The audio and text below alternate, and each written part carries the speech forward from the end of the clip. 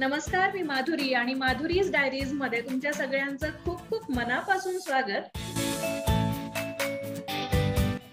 आजच्या करिअर गट्टामध्ये तुम्ही आज पुन्हा एकदा UPSC एक्झाम मध्ये यश मिळवलेल्या टॉपरला भेटणार आहात आणि ह्या एक्झाम बद्दल त्यांचा जो अनुभव आहे तो जाणून घ्यायला मिळणार आहे. त्यांची थोडीशी ओळख मी करून देते, बाकीचं त्यांच्याकडूनच आपल्याला सगळं काही समजणार आहे. तर अजिंक्य दगडू हे UPSC मधल्या इंजिनिअरिंग सर्व्हिसेस एक्झाम मध्ये मेकॅनिकल इंजिनिअरिंग मधून त्यांनी भारतामध्ये 16वा नंबर प्राप्त केलेला आहे. ऑल इंडिया रँक त्यांचा 16 आहे आणि आता सध्या ते विशाखापट्टणम येथे मिलिटरी सर्व्हिसेस मध्ये आहेत. मिनिस्ट्री ऑफ डिफेन्स मध्ये ते काम करतायत आणि थोड्याच दिवसांमध्ये त्यांचा UPSC च्या रँक नुसार त्यांना पोस्टिंग पण होणार आहे. तर आपण त्यांचं स्वागत करूया आपल्या एपिसोड मध्ये. अजिंक्य, तुमचं खूप खूप मनापासून स्वागत आहे. नमस्कार मॅडम. कसे आहात तुम्ही? सगळं ठीक आहे मॅडम. इथे आपण कसे आहेत मॅडम? मी पण छान. ओके, थँक्यू सगळ्यात पहिला तर, कारण की खूप शॉर्ट टाइम मध्ये आपलं डिस्कशन झालं आणि हे सगळं प्लॅन झालं आणि तुम्ही मला वेळ दिलात, त्यामुळे खरंच मनापासून आभार. ओके, अजिंक्य, कोणतीही एक्झाम असू दे किंवा कोणतंही क्षेत्र असू दे, मेहनतीला पर्याय नाहीये, बरोबर? आणि आपण लहानपणापासून एक सुविचार प्रत्येकाला आपल्याला नेहमी कानी पडत आलाय की तूच आहेस तुझ्या जीवनाचा शिल्पकार. आणि खरंच आहे, आपणच आपलं आयुष्य घडवत असतो आणि त्याला बऱ्याचशा गोष्टींची पण सांगड घालत असतो त्यासोबत. तर मला सगळ्यात पहिल्यांदा तर तुमची ओळख करून द्या, तुमच्याबद्दल, तुमच्या फॅमिली बद्दल, तुमचं शिक्षण आणि इथपर्यंत कसे पोहोचलात.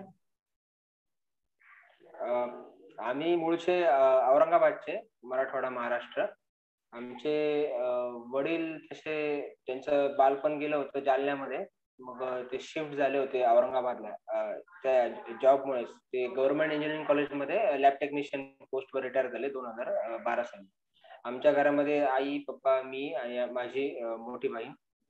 मोठी बहीण ही पॅथॉलॉजी मध्ये तिने पोस्ट ग्रॅज्युएशन केले MBBS नंतर. आणि घरातला सगळ्यात छोटा मीच होतो. आमचं शिक्षण माझं 8वी पर्यंत 7वी पर्यंत पूर्ण मराठीमध्ये आणि नंतर मग सेमी इंग्लिश मध्ये झालेलं. 8वी 10वी 9वी 8वी 9वी 10वी 3 वर्ष. आणि असं ऍजच काही प्लॅन नव्हता. जसा काही मुलांचा असतो की नाही मला UPSC करायचंय तर मी असाच अभ्यास करेल आणि त्यानुसार ते प्लॅन करतात. असं आम्ही तेवढं काही डायरेक्शन घेऊन नव्हतो चाललो. आम्ही थोडे दिशाहीनच होतो. म्हणजे आम्हाला फार नंतर कळालं की असं पण असतं म्हणून. तर मग माझं शिक्षण औरंगाबाद पर्यंत 12वीला झालं. देवगिरी कॉलेजला 11वी 12वी केलं. नंतर मग आपली जी CET एक्झाम असते इंजिनिअरिंग साठीची, कारण की पप्पा घरामध्ये इंजिनियर होते, ताई डॉक्टर झाली होती. तर मग माझं असं काही नव्हतं की मला डॉक्टरच बनायचं म्हणून. आणि आता भारतीय पालकांची वृत्ती एक असते ना, डॉक्टर नाही तर इंजिनियरच करू. त्यात मिडल क्लासचा असेल आणि जर त्या मुलाचं काही ठरलेलं असेल काय करायचं मग ते इव्हेंच्युअली इंजिनियरच बनतो. मग तसं आमच्यासोबत पण झालं. मग आम्ही इंजिनियरच बनलो.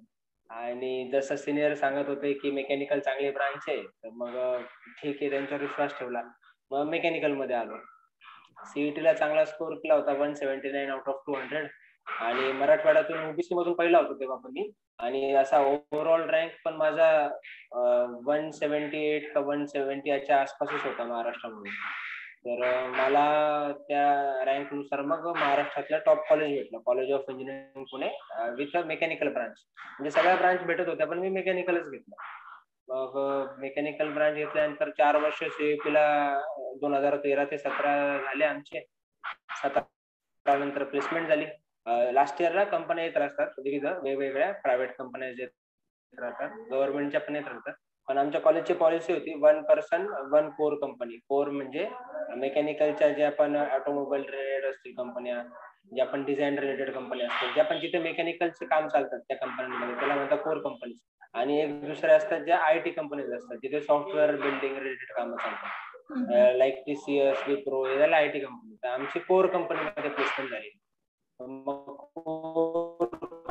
कंपनीत एकदा प्लेसमेंट झाल्यानंतर मग दुसऱ्यांदा आम्हाला चान्स नसतो भेटत. मी कोर कंपनीमध्ये प्लेसमेंट घेतलेली, त्याचं नाव होतं वेरॉक इंजिनिअरिंग लिमिटेड आणि ती होम टाउनलाच मला प्लेसमेंट भेटलेली औरंगाबादलाच.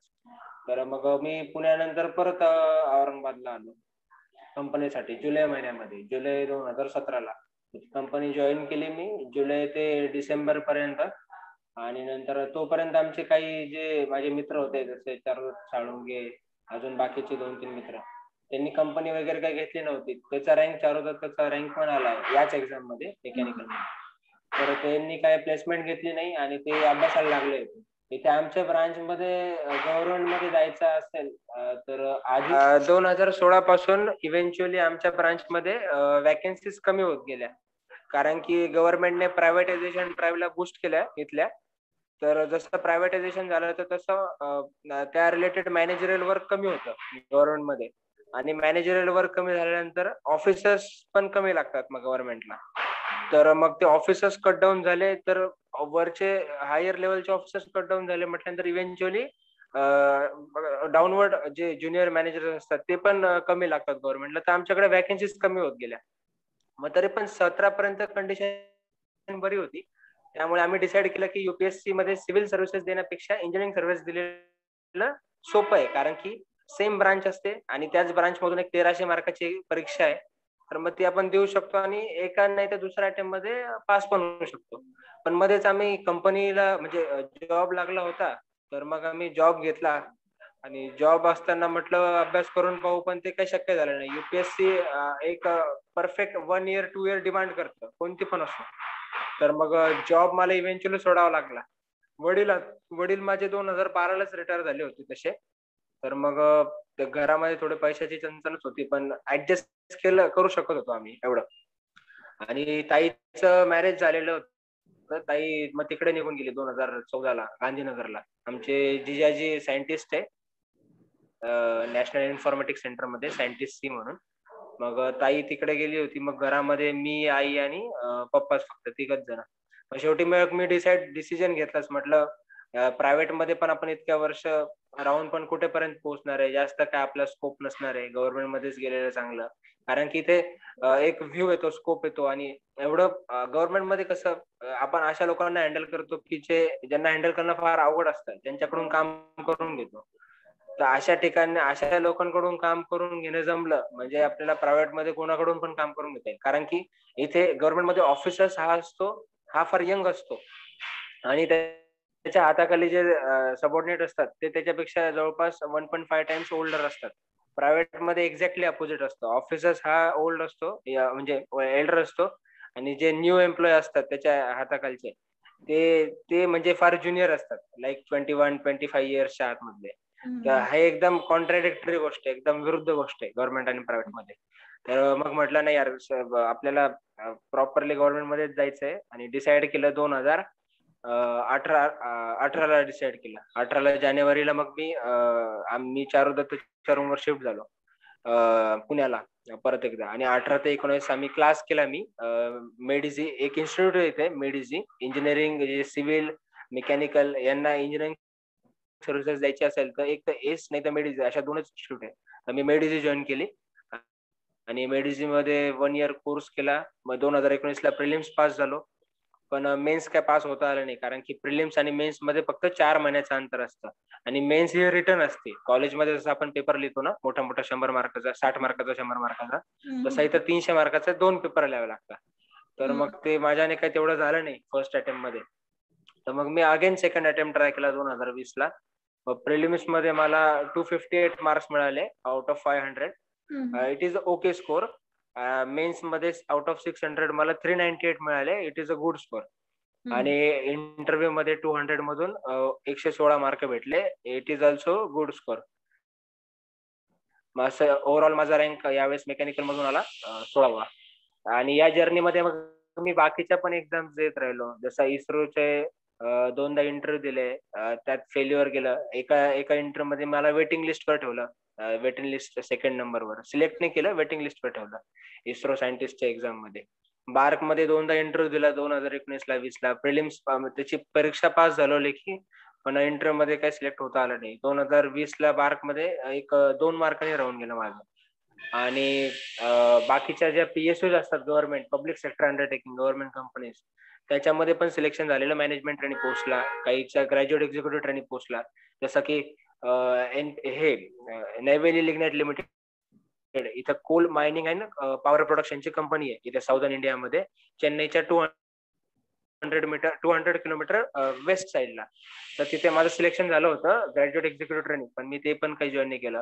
वरतून राष्ट्रीय केमिकल फॅक्टरी आहे, RCF म्हणतात, RCFL राष्ट्रीय केमिकल फॅक्टरी लिमिटेड. तर त्या ठिकाणी पण केमिकल ची फॅक्टरी गव्हर्नमेंटची युरिया तयार करते आणि डिस्ट्रीब्यूट करते आपल्या शेतकरी बंधूंना सबसिडाइज प्राइस मध्ये, गव्हर्नमेंटची कंपनी. तिथे पण माझं मॅनेजमेंट ट्रेनिंग म्हणून सिलेक्शन झालं होतं मुंबईला. पण ते काय, या कंपन्यांना मॅडम बॉन्ड असतात. प्रत्येक कंपनी काय करते की आपला एम्प्लॉय निघून न जाऊ म्हणून एक बॉन्ड करते, कारण की ट्रेनिंग पिरियड मध्ये कंपनी आपल्यावर बराच खर्च करत असते. मग ते कंपनी म्हणते की आम्ही तुमच्यावर खर्च करतो, तुम्ही जर सोडून गेले तर आमचा तोटा होईल. त्यामुळे आजकाल ना हर एक कंपनी बॉन्ड करते. प्रायव्हेटने पण असंच चालू केलं प्रायव्हेट कंपनीने, की बॉन्ड करून घ्या एम्प्लॉय कडून, की म्हणजे ते 2-3 वर्ष सोडणार नाही. आता मुलाचं एज समजा 25 असेल, 25 आणि 3 28, मग 28 पर्यंत होऊन जातो. मग 28व्या वर्षी जर कंपनी सोडून बाकीचा अभ्यास करणं फार अवघड आहे. त्यामुळे निर्णय पहिलेच घेतला पाहिजे की काय करायचं. तर मग आणि या ज्या ठिकाणी मी आता जॉईन झालोय मिलिटरी इंजिनिअरिंग सर्व्हिसेस मध्ये, हे आहे प्युअर गव्हर्नमेंट ऑर्गनायझेशन. पण मी इथे ग्रुप बी पोस्टला आहे, क्लास 2 पोस्टला आहे, क्लास 2 ऑफिसरला. तर इथे काही आम्हाला बॉन्ड वगैरे काही नसतं गव्हर्नमेंट मध्ये. तर म्हटलं हे सेफ आहे, म्हटलं बॉन्ड नाहीये, पैसे पण चांगले आहे, पगार पण चांगला भेटतो. तर मग मी हे इथे जॉईन झालो आणि आता विशाखापट्टणम मला पोस्टिंग दिली त्यांनी, फर्स्ट पोस्टिंग माझी. तर ही पोस्टिंग आहे. आणि UPSCचं आमचं मेडिकल वगैरे जुलै महिन्यात झालेलं. आता UPSC सर्व्हिस अलोकेशन करते मेडिकल नंतर. पहिली होती प्रिलिम्स, मेन्स, इंटरव्ह्यू होतो दिल्लीमध्ये, मग त्यानंतर होतं medical exam. UPSC railway conduct करते आमच्या इंजिनिअरिंग सर्व्हिसेस. जी मेडिकल एक्झाम आहे ती इंडियन रेल्वेचे गव्हर्नमेंटचे जे मेडिकल बोर्ड असतात, हॉस्पिटल्स असतात ते होते. जे सिव्हिल सर्व्हिसेस देतात त्यांची एम्स मध्ये होते किंवा तत्सम दिल्लीच्या हॉस्पिटलमध्ये होते मेडिकल एक्झाम. आणि मेडिकल एक्झाम झाल्यानंतर मग असतं सर्व्हिस अलोकेशन. आम्ही जे प्रेफरन्स देतो इंटरव्ह्यूला जायच्या आधी, इंजिनिअरिंग सर्व्हिसेस मध्ये जे असतात त्यांना डिटेल्ड ऍप्लिकेशन फॉर्म DAF म्हणून एक असतं, मग ते भरून द्यावं लागतं. त्यामध्ये सगळे डिटेल्स असतात, आपले बर्थ कुठे झाला तिथून आतापर्यंत काय करताय, कुठे तुम्ही, इथपर्यंत सगळं असतं डिटेल मध्ये. वडिलांच्या उत्पन्नापासून सगळं सगळं, कोणत्या ठिकाणी राहत होते, किती वर्ष राहत होते, एज्युकेशन बॅकग्राऊंड रिलेटेड एव्हरीथिंग असतं त्या फॉर्म मध्ये. मग त्या फॉर्म मध्ये आम्हाला प्रेफरन्स पण असतात, की जर तुम्ही सिलेक्ट झाले तर तुम्हाला कोणत्या ठिकाणी सर्व्ह करायचे, त्याचे प्रेफरन्सेस त्या डिपार्टमेंटचे. तर त्या प्रेफरन्सेस नुसार मग आता आमचं डिपार्टमेंट अलोकेशन होईल. आणि डिपार्टमेंट अलोकेशन झाल्यानंतर ज्या पण आम्ही डिपार्टमेंटला जाऊ, त्या डिपार्टमेंट ज्या मिनिस्ट्रीच्या अंडर येईल, like ministry of defence, ministry of road transportation, Nitin Gadkari सरांचं आहे. तर त्यानुसार मग आम्हाला ती मिनिस्ट्री आम्हाला ऑर्डर हे करते, काय इन्व्हिटेशन ऑफर देते, जॉईनिंग ऑर्डर देते. आणि दॅट जॉईनिंग ऑर्डर ही duly sign by president of India असते. तर मग ते एक फार चांगली गोष्ट आहे की प्रेसिडेंट इज, म्हणजे असं लिहिलं असतं, president is please to inform you that, असं असतं लिहिलेलं. ग्रेट, तुम्ही या ठिकाणी जॉईन व्हा म्हणून. तर मग अशी एक 5 यांनी तोपर्यंत म्हटलं हा जॉब करून घेऊ. अशी आमची इथपर्यंतची जर्नी आहे आतापर्यंत. छान आहे जर्नी. मग मला असं विचारायचं होतं की आता ज्या पोस्ट वरती ग्रेड बी वरती तुम्ही काम करताय, त्यासाठी कोणती एक्झाम दिली होती? त्यासाठी मॅडम ग्रेड बी वर येण्यासाठी 2 टाईपचे रूट आहेत. एक म्हणजे डायरेक्ट रिक्रुटमेंट रूट आणि एक म्हणजे प्रमोशनल रूट असतो. तर प्रमोशनल रूटचा तर काही संबंध नाही ते सांगायचा. डायरेक्ट रूट मध्ये स्टाफ सिलेक्शन कमिशन SSC ही एक conducting authority, exam conducting authority. जसं UPSC ही क्लास 1 ऑफिसरची कंडक्टिंग ऑथॉरिटी, तशी SSC ही ग्रुप बी ऑफिसर म्हणजे क्लास 2 किंवा क्लास 3 यांची कंडक्टिंग ऑथॉरिटी सेपरेट.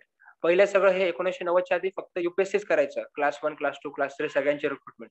पण नंतर जसं आपल्याकडे लिबरलायझेशन झालं 1990 नंतर, त्यानंतर मग गव्हर्नमेंटचे बिझनेसेस वाढत गेले, प्रायव्हेट लोक आले आपल्याकडे, इन्व्हेस्टमेंट करू लागले, तर गव्हर्नमेंटचा स्कोप वाढला कामाचा.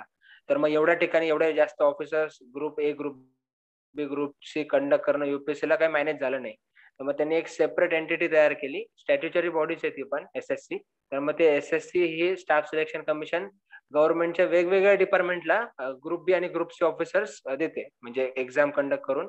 यामध्ये कसं इंटरव्ह्यू नसतो, इंटरव्ह्यू स्टेज नसते, फक्त प्रिलिम्स आणि मेन्स या 2 स्टेज असतात. प्रिलिम्स ऑनलाईन होते प्रत्येक ठिकाणी, आणि मेन्स ही असते, ही आज पण रिटर्न एक्झाम आहे मेन्सची. हे असं आहे व्यवस्थित.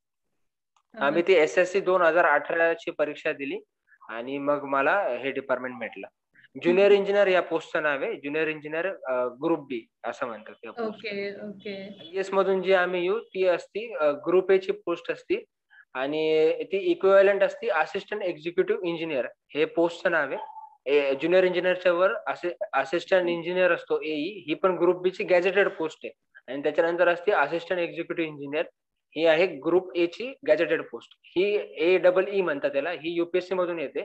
आणि ज्युनियर इंजिनियर ही पोस्ट असते SSC मधून येत राहते. अशा 2 मोड आहेत.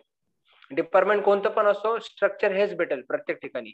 एक असतं SSC मधून येणारे आणि एक असतं UPSC मधून येणारे. आता एक्झाम्पल द्यायचं म्हटलं तर फॉरेन मिनिस्ट्री जर आपण धरलं, मिनिस्ट्री ऑफ फॉरेन अफेअर्स, तर त्याच्यामध्ये IFS नावाची एक सर्व्हिस आहे, इंडियन फॉरेन सर्व्हिसेस.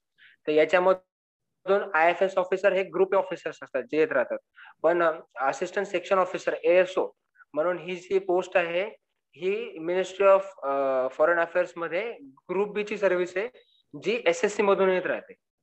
तर सेम पॅटर्न असतो, ग्रुप बी येतात SSC मधून, ग्रुप ए येतात UPSC मधून. खूपच छान सांगितलं, अगदी डिटेल मध्ये. पण ना तुम्ही जे मला आधी सांगितलं ना की खूप एक्झाम्स दिल्या, पण काही एक्झाम्स मध्ये अपयश आलं, आणि मला असं त्यावेळेला वाटलं की तुम्ही ते बाजीगर आहात, हार कर जितने वाले को बाजीगर कहते हैं. नाही नाही, असं नाही. नाही, कारण की ही स्टेज असते. हो, एक ती फेज असते आपली की जर आपला सिलेक्शन होत नाहीये तर आपण डिमोटिवेट होण्याचे चान्सेस पण तितकेच असतात. हो हो, पण त्यातूनही बाबा की आपल्याला नाही, आपलं ध्येय साध्य करायचंय, मेहनत करूया, आपण करू शकतो, ही जिद्द असणं पण म्हणजे ते इक्विव्हॅलंट आहे, दोन्ही गोष्टी होऊ शकतात.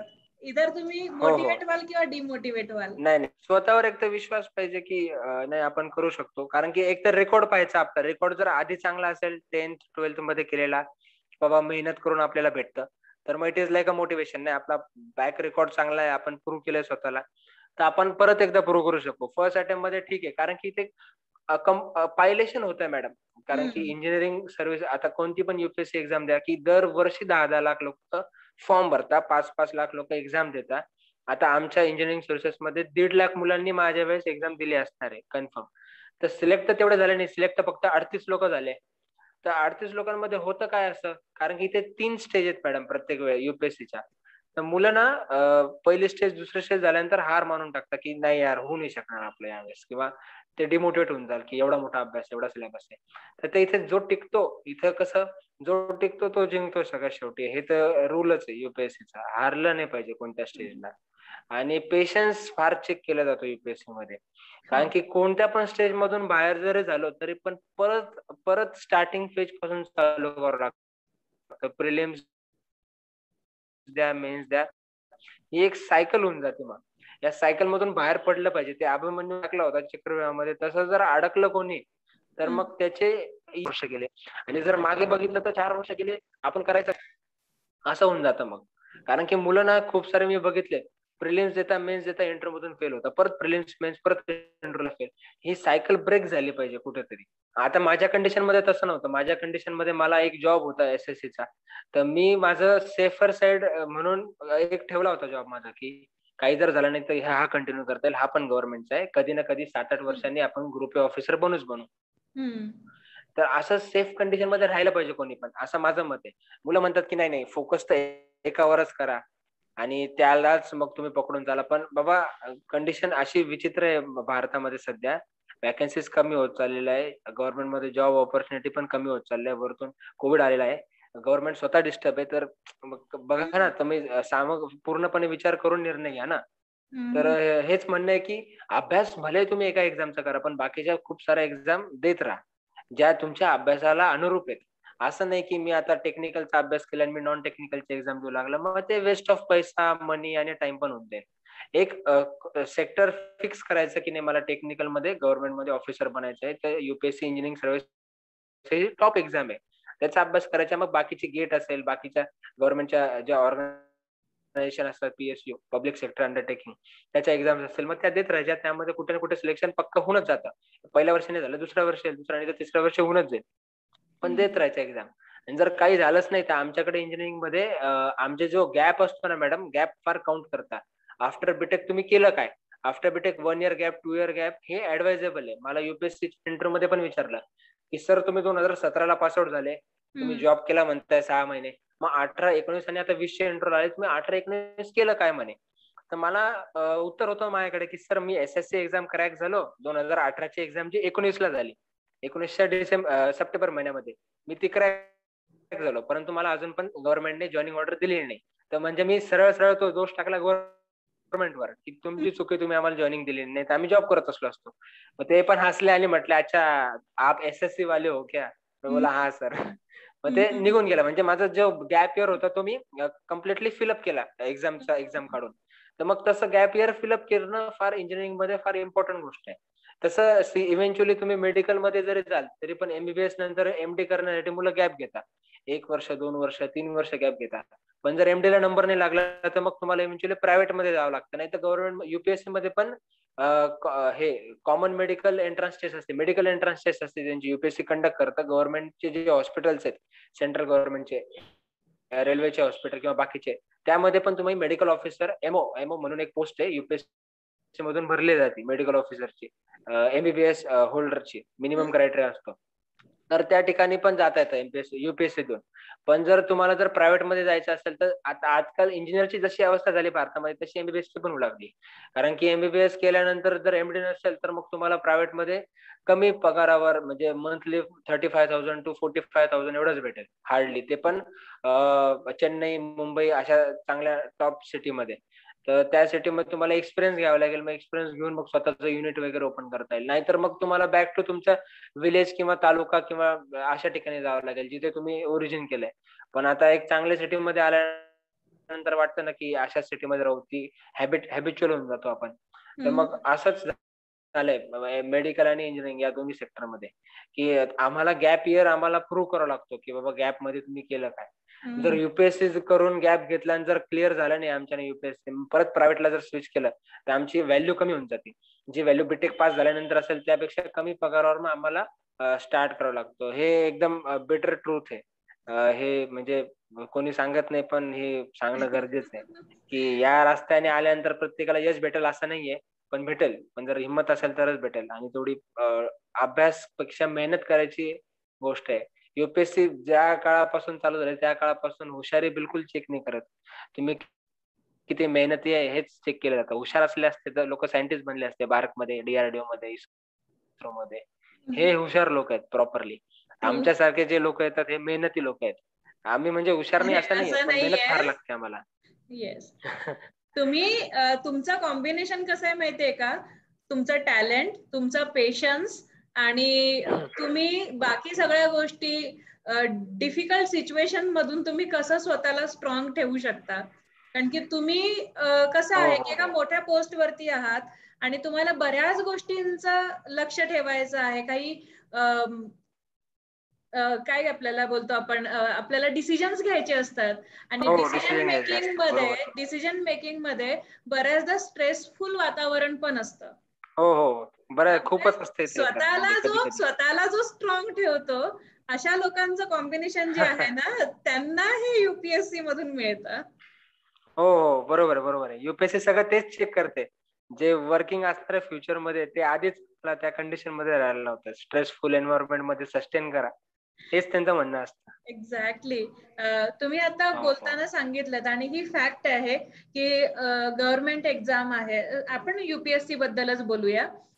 लाखो विद्यार्थी एक्झामला अपियर होतात पण सिलेक्शन तर खूप कमी लोकांचं होतं. अगदी क्लासेस मध्ये जरी आपण गेलो तरी एका क्लासमध्ये भरपूर मुलं असतात पण त्या सगळ्या मुलांचं नाही होत सिलेक्शन. बरोबर.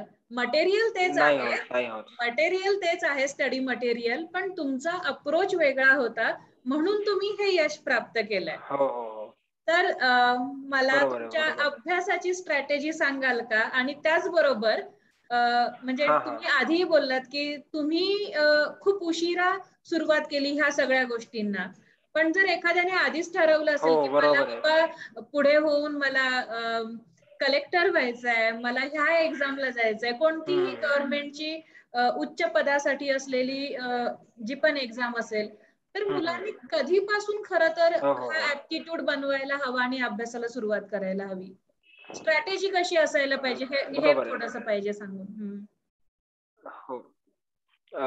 पहिले तर आपण 12वी पर्यंत तर आपलाच अभ्यास करा.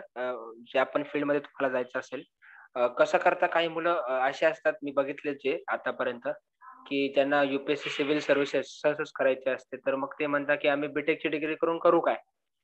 आम्हाला सिव्हिल सिव्हिल सर्व्हिसेस करायची तर आम्ही बी-कॉम करतो, BA करतो. BA मध्ये पण आर्ट्सचे सब्जेक्ट घेतो, हिस्ट्री, जिओग्राफी. हम्म. तिथून मग BA, MA करून मग तशीच एक्झाम देऊ UPSCची आणि ती पास होऊन निघून जाऊ.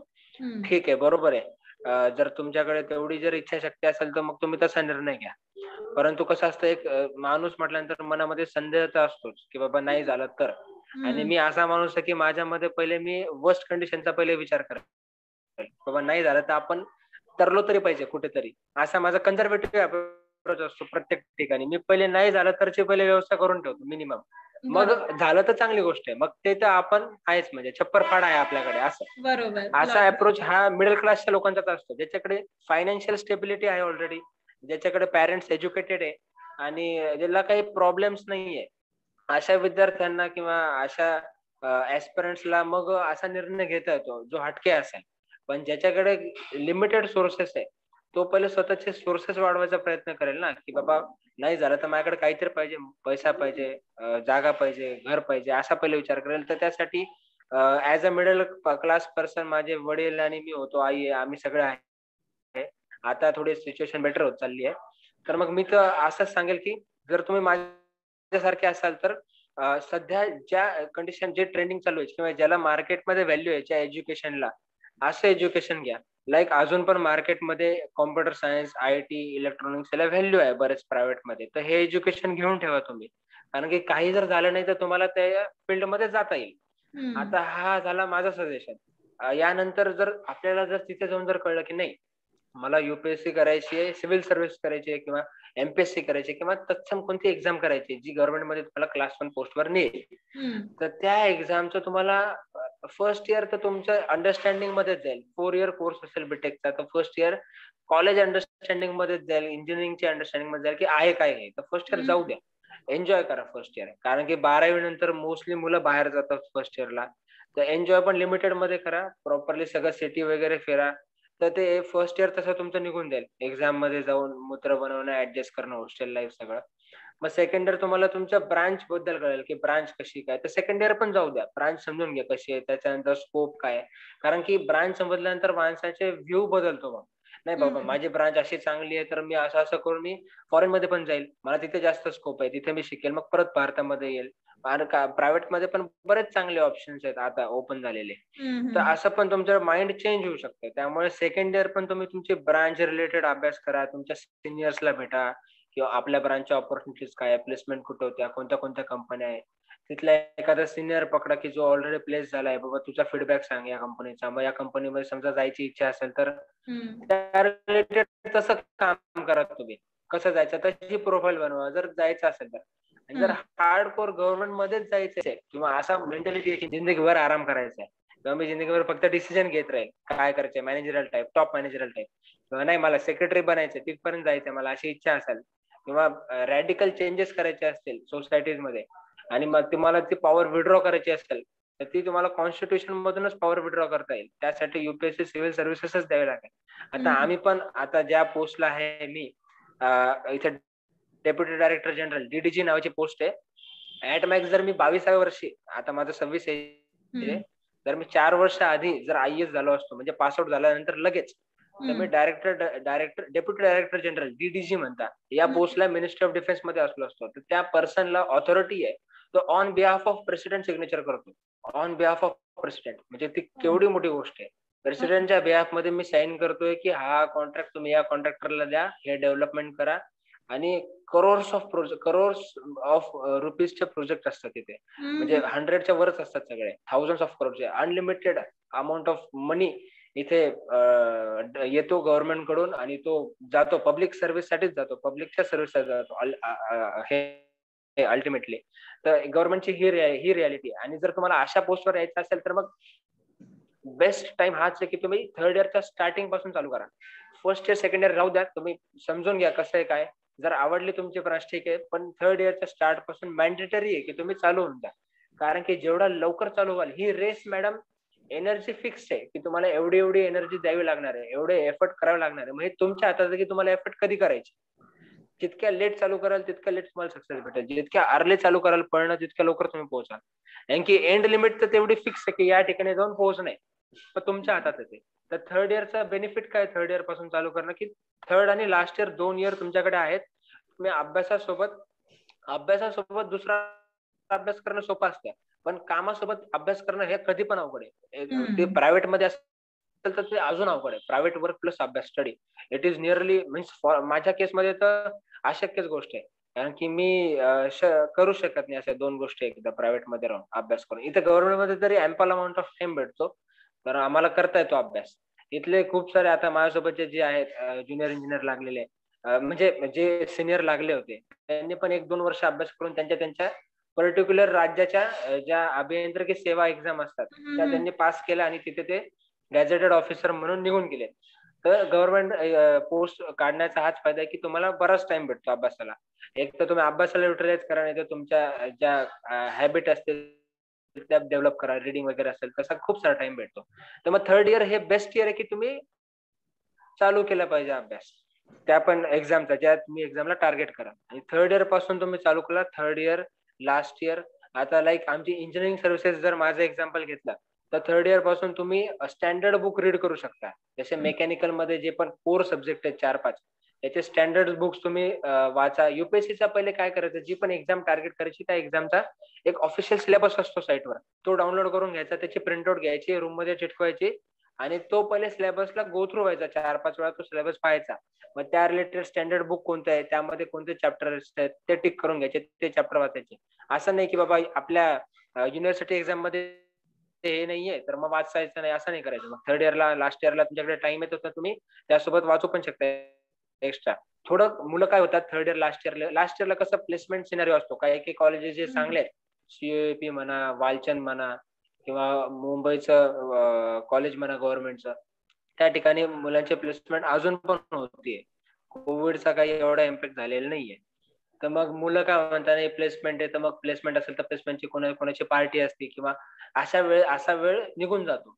तर थोडं डिटॅच व्हायचं, कॉलेजला इन्व्हॉल्व्ह व्हायचं फर्स्ट इयर सेकंड इयर मध्ये प्रॉपरली. थर्ड इयर शिकून घ्यायचं. थर्ड इयरला इंजिनिअरिंगचे मेन सब्जेक्ट असतात ते प्रॉपरली शिकूनच घ्यायचे. फार मेहनत करायची थर्ड इयर. मी पण केलेली थर्ड इयरला. त्याचा फायदा नंतर होतो. मेहनत वाया जात नाही कधी. नोट्स काढा, मेहनत करा थर्ड इयरला, किंवा त्या ज्या एक्झाम रिलेटेड तुम्हाला टार्गेट आहे त्या एक्झाम रिलेटेड अभ्यास पूर्ण करून ठेवा थर्ड इयरला. आणि लास्ट इयरला ना कॉलेजमधून डिटॅच व्हायचं. प्रोजेक्ट रिलेटेड काम असतं फक्त लास्ट इयरला, तेवढं करायचं आणि इन्व्हॉल्व्ह नाही व्हायचं कोणामध्ये. एक ग्रुपिंग होऊन जाते तोपर्यंत. सेकंड इयर नंतर ग्रुप बनतात चांगले जे कॉलेजेस असतात ना त्याच्यामध्ये. इंजिनिअरिंग नंतर ज्याला गव्हर्नमेंट एक्झामचा सिव्हिल सर्व्हिस करायची त्याचा एक ग्रुप बनतो, इंजिनिअरिंग सर्व्हिस करायची त्याचा ग्रुप बनतो, गेट असेल त्याचा एक ग्रुप बनतो, गेट एक्झाम. ज्याला एमबीए करायचा आयएम मधून त्यांचा एक ग्रुप बनतो. अशी ग्रुपिंग आपोआप बनून जाते. किंवा एमपीएससी करायचं असेल तर त्यांचा एक ग्रुप बनतो. असा कोणत्या तरी ग्रुपचा पार्ट होऊन जायचं आपण.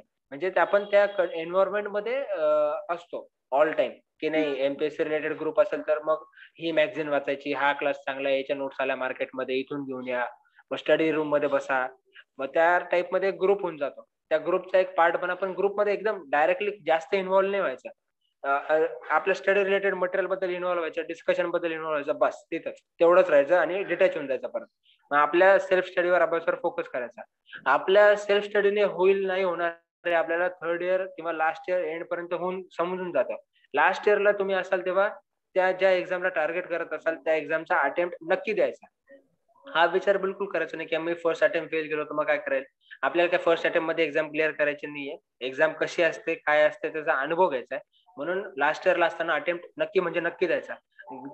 गेट असेल किंवा जी पण एक्झाम तुम्ही टार्गेट कराल, लास्ट इयरला अटेम्प्ट दिल्यानंतर तुम्हाला कळेल की मी थर्ड इयर आणि लास्ट इयर 2 वर्षाच्या अभ्यासावर मी इथेपर्यंत पोहोचू शकलो. समजा रिझल्ट लागल्यानंतर जर तुम्ही सिलेक्ट असाल प्रिलिम्स, मग तुम्हाला कळून की नाही यार मी तर प्रिलिम्स पण होऊन गेलो, माझा 2 वर्षामध्ये प्रिलिम्सचा अभ्यास होऊन गेलाय, तर आता फक्त माझा मेन्सचा अभ्यास करणं आहे. मग तुम्हाला कळून जाईल की मेन्सचा अभ्यास करायचा मग स्वतःहून होईल का क्लासची हेल्प क्लासची हेल्प लागेल. तर क्लासची हेल्प लागेल तर मग फक्त मेन्सचा क्लास लावायचा. आणि इंटरव्ह्यू तर तुमचा पर्सनॅलिटीवर डिपेंड असतो, कारण की युपीएससी मध्ये पर्सनॅलिटी टेस्ट म्हणतात, पीटी. हा इंटरव्ह्यू नसतो, की तुमची पर्सनॅलिटी कशी आहे हे त्यांना जाणून घ्यायचं असतं फक्त. त्यामुळे याचं नाव आहे, या स्टेजचं नाव पीटी म्हणून नाव आहे. तशा युपीएससीच्या 2च स्टेज आहे मॅडम, एक प्रिलिम्स आणि एक मेन स्टेज. आणि मेन स्टेजचा एक पार्ट आहे पर्सनॅलिटी टेस्ट. म्हणजे युपीएससी 2च एक्झाम कन्सिडर करतात, एक प्री आणि मेन्स. आपणच जे ऍस्पिरंट तेच म्हणतात की 3 स्टेज आहे म्हणून. आम्ही पर्सनॅलिटी टेस्टला एक डिफरंट अप्रोचने ट्रीट करतो. म्हणजे केलं पण पाहिजे डिफरंट अप्रोचने, पण युपीएससी साठी त्या 2च एक्झाम आहे फक्त, एक प्रिलिम्स आणि एक मेन्स. मग हे झालं लास्ट इयर पर्यंत. जर तुम्हाला कळून जातं की तुमची लेवल कुठपर्यंत गेली अभ्यासाची, जर तुमच्याने अभ्यास झाला नाही किंवा तुम्ही अटेम्प्ट देऊ नाही शकले आणि जर तुम्हाला वाटत असेल की नाही मला क्लासची खरंच गरज आहे, तर इथं पुणे युनिव्हर्सिटीमध्ये आपल्या राजश्री शाहू महाराज किंवा SC ST साठी एक डिफरंट एक्झाम असते युपीएससी ऍस्पिरंट साठी. आणि SC ST चे जे कॅन्डिडेट आहेत त्यांच्यासाठी फ्रीली क्लासेस पण अवेलेबल असतात. तसा माझा एक मित्र चानप म्हणून एक मित्र आहे, तो SC मध्ये का ST मध्ये येतो, त्याने ती फॅसिलिटी अवेलेबल होती, त्याने ती घेतली फॅसिलिटी. आणि मग तो युनिव्हर्सिटीमध्ये राहून अभ्यास करतो युपीएससी सध्या. त्याचा आता मेन्स आहे त्याची का प्रिलिम्स आहे, इंटरव्ह्यूला पण एकदा गेला होता तो. हे जे ओबीसी येतात, ओबीसी साठी पण फॅसिलिटीज आहेत रिस्पेक्टिव्ह युनिव्हर्सिटीजच्या. तर त्या फ्री ज्या फॅसिलिटी आहेत त्या तुम्ही अवेल करू शकता. पण त्याच्यासाठी एक एक्झाम असते, ती तुम्हाला क्वालिफाय करावी लागते. त्यानुसार तुमची राहायची खायची व्यवस्था आणि अभ्यासाची व्यवस्था होऊन जाते. जर तुम्हाला या ऑर्गनायझेशनवर जर विश्वास नसेल किंवा जर त्यांचा ट्रॅक रेकॉर्ड चांगला नसेल रिझल्टचा, तर मग बाहेर प्रायव्हेट प्लेयर्स आहेत जे एक्सलंट कोचिंग प्रोव्हाइड करतात, कोचिंग साठी असेल तर. मग त्या ठिकाणी कोणती तरी कोचिंग लावून तुम्ही अभ्यास चालू करता. जसं माझा रेकॉर्ड असा आहे की मला 12वीला पण 10वीला पण कोचिंगची गरज पडली, 12वीला पण पडली. म्हणजे स्पून फिडिंग नाही म्हणता येणार, पण एक सपोर्ट लागतो मला की बाबा ही डायरेक्शन आहे, या डायरेक्शन आहे, त्याला असं दाखवायला कोणतरी पाहिजे किंवा मटेरियल पाहिजे. तर मग त्यानुसार मी चालू शकतो आणि मग स्वतःहून मला करता येईल. एक्झाम रिलेटेड अप्रोच माझा डेव्हलप होतो. अशा टाईपचा मी पर्सन. काही तसं नसतात, काही लोक स्वतःहूनच करतात, सेल्फ स्टडी ओरिएंटेड असतात. मग ते डिफरंट टाईपचे पीपल, तर मग त्यांनी ठरवून घ्या काय करायचं. तर मग मी क्लास रिलेटेड होतो, तर मग मी क्लास लावला. मग एकदा क्लास लावला असेल तर क्लासचं शेड्यूल मात्र असताना हे स्ट्रिक्टली फॉलो करायचं मॅडम. क्लास कोणता पण लावाल त्याचं शेड्यूल फॉलो करायचं आणि ट्राय करायचं का त्या शेड्यूलच्या आपण पुढे असू. मागे जर असेल तर मग ते पर सिलेबस पाहिलं होऊन जातो. मग तो कव्हर करायला परत मेंटल स्ट्रेस येतो की नाही माझा इतका सिलेबस बाकी आहे, मग मी कव्हर कसं करू. हे टेन्शन मध्ये अवॉइड करण्यासाठी मग क्लास जे आधी पण सांगितलं मी, ज्या पण रिलेटेड फोकस असेल तुमचा त्याचा ऑफिशियल सिलेबस डाउनलोड करा. त्या रिलेटेड मटेरियल गॅदर करा. हेच पहिले करायचे 2-3 महिने की सिलेबस डाउनलोड करायचं, सिलेबस पाहायचा, त्या रिलेटेड मटेरियल लोकांना विचारायचं बेस्ट कोणत्या मार्केटमध्ये अवेलेबल ते गॅदर करायचं. ते गॅदर केल्यानंतर तुमची लेवल कुठे आहे हे कधी कळणार, त्या युपीएससीचे पेपर्स असतात, युपीएससी घ्या एमपीएससी असतात घ्या, त्याचे लास्ट इयरचे 5 इयर्सचे पेपर्स असतात. ते पेपर्स पाहिजे, प्रिलिम्सचे मेन्सचे कोणत्या टाईपचे क्वेश्चन विचारता, कोणत्या अप्रोचने आन्सर द्यायचे असतात, किंवा टॉपरची कॉपी असते किंवा डिफरंट क्लासमध्ये मॉक टेस्ट वगैरे होतात, त्या टॉपरची कॉपी पाहिजे की बाबा याचा आन्सर या ठिकाणी असा आन्सर आहे, असा आन्सर आल्यानंतर असे मार्क पडताय. तर हे क्वालिटी व्होकॅब्युलरी बिल्डअप कशी करावी लागेल. किंवा आता मदर टंग मधून जे येतात, मराठी बॅकग्राऊंडचे मुलं आहेत, त्यांना इंग्लिशचा पेपर द्यावा लागेल. समजा त्यांना इंग्लिश मधून युपीएससी मराठीतून पण देता येते, पण मोस्टली लोक अवॉइड करतात कारण की इंग्लिश मधून युपीएससी दिले तर जास्त मार्क पडतात. युपीएससीची जी मॉडेल आन्सर की अजून पण तयार होते माझ्या माहितीस्तव, ती फक्त इंग्लिश या भाषेमधूनच तयार होते. तर ज्या भाषेमधून मॉडेल आन्सर की तयार होते त्या भाषेमध्ये जे मुलं पेपर लिहितात त्यांना मार्क जास्त मिळेल हे साहजिकच आहे. तर मग मुलं युपीएससी मधूनच इंग्लिश देतात, युपीएससी ही इंग्लिश मधूनच देतात, English as a language choose करून. तर मग अशा जे मुलं मदर टंग मधून येतात त्यांना कोप अप करण्यासाठी अवघड राहतं इंग्लिश. तर मग तुम्हाला तुमची लेवल कळली पाहिजे, कुठून स्टार्ट करायचं आणि कुठे जायचंय. हे 2 एंड जर कळाले ना तर जर्नी आणि इच्छाशक्ती जर असेल तर जर्नी तुम्ही आपोआपच क्लिअर करू शकता. हे माझं म्हणणं आहे. आम्हाला आमची लेवलच उशिरा कळाली, म्हणजे आम्ही पासआउट झाल्यानंतर चालू केला. तर आमच्यासाठी म्हणजे कंडिशन अशी होती की हे नाहीतर पुढे काय, हे जर नसेल तर आम्ही करणार काय, अशी कंडिशन होती. तर अशा स्टेजमध्ये ती हंगर असते, ज्याच्यामध्ये जेवढी जास्त भूक आहे तो तेवढा जास्त पळेल. आता हरणाला वाचायचं असतं आणि चित्त्याला खायचं असतं, तर बरोबर. त्यापैकी ज्याची इच्छाशक्ती जास्त आहे, हरणाला जगायची इच्छाशक्ती जास्त आहे तर तो पळून जाईल. पण जर चित्त्याची जर भूक जास्त असेल तर तो त्याला ठार मारेलच मारेल. हा सिम्पल रूल चालतो युपीएससी मध्ये. आणि जे मुलं म्हणतात की फार जास्त कॉम्पिटिशन आहे सर, किंवा इतकी जास्त कॉम्पिटिशन आहे की मग माझं कसं सिलेक्शन होईल, माझ्यासोबत आयआयटी पासआउट मुलं आहे त्यांचं पण झालं नाही. अरे बाबा, आमच्यासोबत पण आयआयटीतून पासआउट झालेले मुलं होते, एनआयटीतून पासआउट झालेले मुलं होते. आम्ही तर लोकल कॉलेजचे, लोकल गव्हर्नमेंट कॉलेजचे मुलं आहे. आता जो माझा मित्र 4 वर्षाचा टॉप केला तो पण माझ्याच कॉलेजचा आहे. हे लोकल कॉलेज आहे गव्हर्नमेंटचं, त्याने रँक 1 काढला. जे लोक म्हणतात ना कॉम्पिटिशन खूप आहे, तर मग त्यांच्यासाठी मी एक सिंपल अप्रोच सांगतो. एक्झाम जी आहे ती 3 तासाची एक्झाम आहे तुमची, आणि तुमचं एक्झाम प्रिलिम स्टेज 500 मार्क्सची आहे. तुम्ही मार्कांकडे आणि जे क्वेश्चन्स विचारले जातात त्याच्याकडे फोकस करा, की मला एवढेच प्रश्न सॉल्व्ह करायचे, एवढे माझे मार्क मिळवायचे, झालं काम. किती मुलं बसू लागले याच्यासोबत तुमचं काही घेणं देणं नाहीये. युपीएससी मध्ये मला 60% मार्क पडले 1300 मधून. 772 मार्क आहे मला, 772 आउट ऑफ 300 मार्क, 1300 मार्क. तर माझे झाले 60% मार्क. अजून पण युपीएससी टॉपर बनण्यासाठी 62-63% मार्क लागतात, त्याच्याबरोबर टॉपर जातच नाहीये. हा युपीएससीची परंपरा आहे. असं नाही की पेपर सोपा म्हटल्यानंतर 90%चा टॉपर बसलाय. एवढा जर टॉपर गेला तर सरकार त्याला म्हणेल की काय होऊ लागलं, युपीएससी स्टँडर्ड कमी होऊ लागलं, वाढवा स्टँडर्ड, असं म्हणेल सरकार. तर अजून पण 50% मार्कच काढायचे असतात. आता सिव्हिल सर्व्हिसेस असेल तर 900-1000 मार्कांचा त्यांचा टॉपरचे मार्क असतात, 1000-1100 एवढेच काढायचे असतात. तुम्ही मार्क बघा ना. तुम्ही हे कावर बघताय की इतके सगळे लोक बसले एक्झामला आणि मग टेन्शन घेता. हे वायफळ विचार डोक्यामध्ये आलेच नाही पाहिजे माणसाच्या. बरोबर. म्हणजे प्रिपरेशन स्टेज मध्ये तरी स्वतः रिसोर्सेस जे पण आहेत तुमचे मटेरियल ते लिमिटेड ठेवा. त्याची दरवेळेस रिव्हिजन करा, आणि रिव्हिजन झाल्यानंतर मॉक पेपर जे आहेत, जे टेस्ट सिरीज वगैरे असतील ती जॉईन करायची, मॉक पेपर द्यायचे, प्रिव्हियस जे क्वेश्चन्स विचारले असतील प्रिलिम्स मध्ये, मेन्स मध्ये, ते सॉल्व्ह करायचे आणि परत परत सॉल्व्ह करायचे. फर्स्ट टाइम सॉल्व्ह केले, सेकंड टाइम, थर्ड टाइम, मी तर 3-3 वेळा सॉल्व्ह केले, आणि ते मॅन्डेटरी आहे. म्हणजे क्वेश्चन पण तुमच्या लक्षात पाहिजे की या साली असा क्वेश्चन विचारला गेला आणि याचं युपीएससीने हे आन्सर दिलं होतं आणि हे बरोबर आन्सर आहे. म्हणजे इथपर्यंत प्रॅक्टिस केली पाहिजे पहिल्यापासून. तसंच आहे, जो जेवढं जास्त प्रॅक्टिस करेल तो तेवढं जास्त, कारण की टाइम लिमिटेड आहे मॅडम. 3 तासचा वेळ, 3 तासामध्ये तुम्हाला डिलिव्हर करणे, तर मग ते तुमच्या हातात आहे. जर तुम्ही समजून डिलिव्हर, काही लोक असतात की आम्ही सगळं समजून घेऊ, प्रॉपर अभ्यास करू मग डिलिव्हर करू. काही लोक कसे असतात, समजलं तर समजलं, नाही तर रट्टा मारून घेऊ, आपल्याला पेपर मध्ये लिहायचंय ना. असे पण असतात काही मुलं. रट्टा मारणं पण चुकीची गोष्ट नाही, प्रत्येकाला जमत नसतं ते पण एक स्किल आहे. आता मला जमत नाही, मी समजून घेतो, मग काही काही ठिकाणी ते आपल्याला कॉम्प्रोमाइज करावं लागतं, समजून घेणं आणि पाठ करणं. तर पाठ पण करायचं काही ठिकाणी समजून पण घ्यायचं. पण जे इंटरव्ह्यू मध्ये जे आता शेवटची जी स्टेज असते प्रिलिम स्टेज मध्ये, ही जे मुलं समजून घेतात आणि मग पुढे जातात त्यांना फायदेशीर असते, त्यांना जास्त मार्क पडतात. जे पाठ करून गेले मग त्यांना तेवढं बरोबर बोलता येत नाही, किंवा तेवढं त्यांना चांगल्या रीतीने सांगता येत नाही, मग त्यांना मार्क कमी पडतात.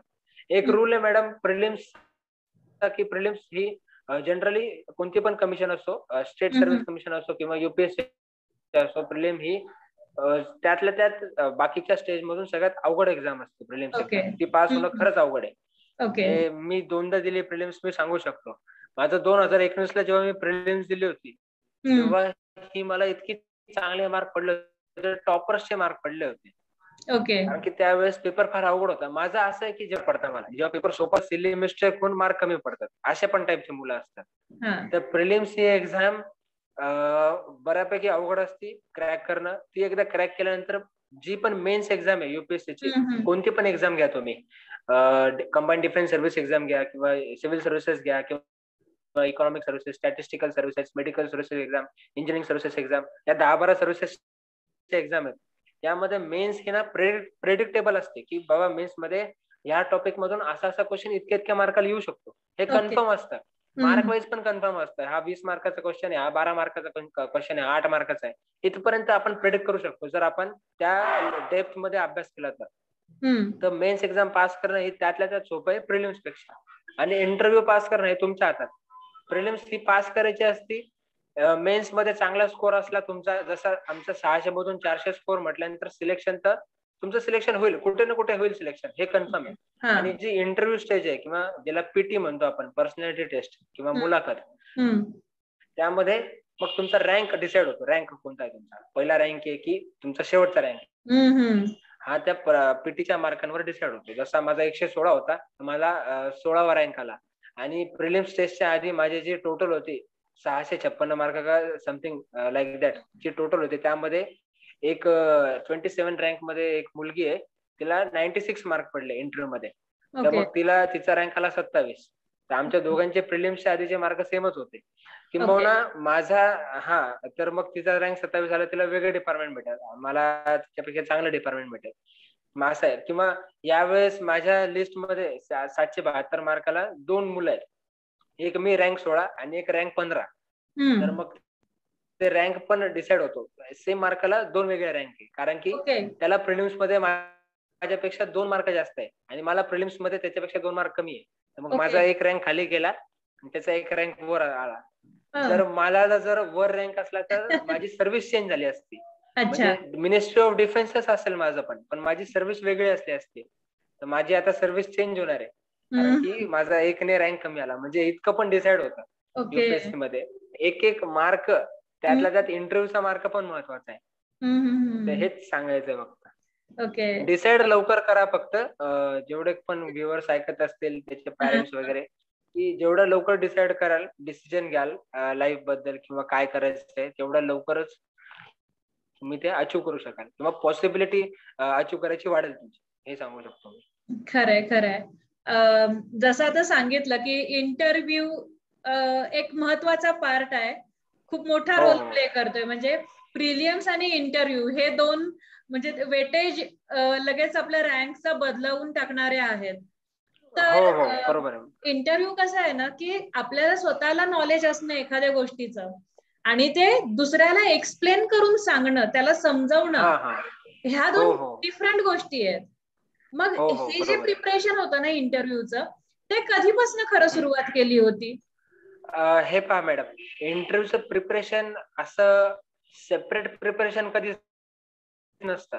इंटरव्ह्यू मध्ये इंटरव्ह्यू नाही, ही पर्सनॅलिटी टेस्ट आहे. माणूस म्हणून कसा आहे युपीएससीला जाणून घ्यायचं तुमच्याकडून.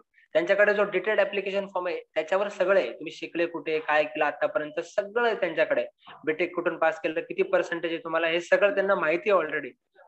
तरी पण हा राऊंड का बरं आहे पर्सनॅलिटी टेस्ट, की समोरासमोर माणूस कसा आहे, तो फेस करू शकेल का. जर याला सिलेक्ट केलं तर तो त्या ठिकाणी, ज्या ठिकाणी पोस्टिंग होईल त्याची, त्या ठिकाणी तो माणसांना हँडल करू शकेल का, हे त्यांना जाणून घ्यायचं आहे. नाही तर युपीएससीने प्रिलिम्स टेस्ट ठेवलीच नसती. जर माणसाला जाणून घ्यायचं नसतं तर प्रिलिम्स टेस्ट ठेवलीच नसती.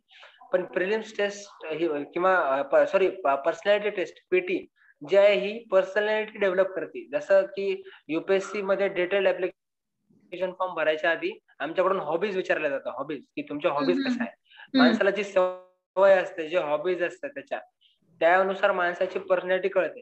आता एखाद्याची हॉबी असेल न्यूजपेपर वाचणे किंवा न्यूज ऐकणे, रेडिओ न्यूज ऐकणे, तर यावरून असं दर्शवलं जातं की आजूबाजूला किंवा जगामध्ये जे काय चाललंय त्या माणसाला त्याच्याबद्दल म्हणजे जाणून घ्यायची चांगली इच्छा आहे.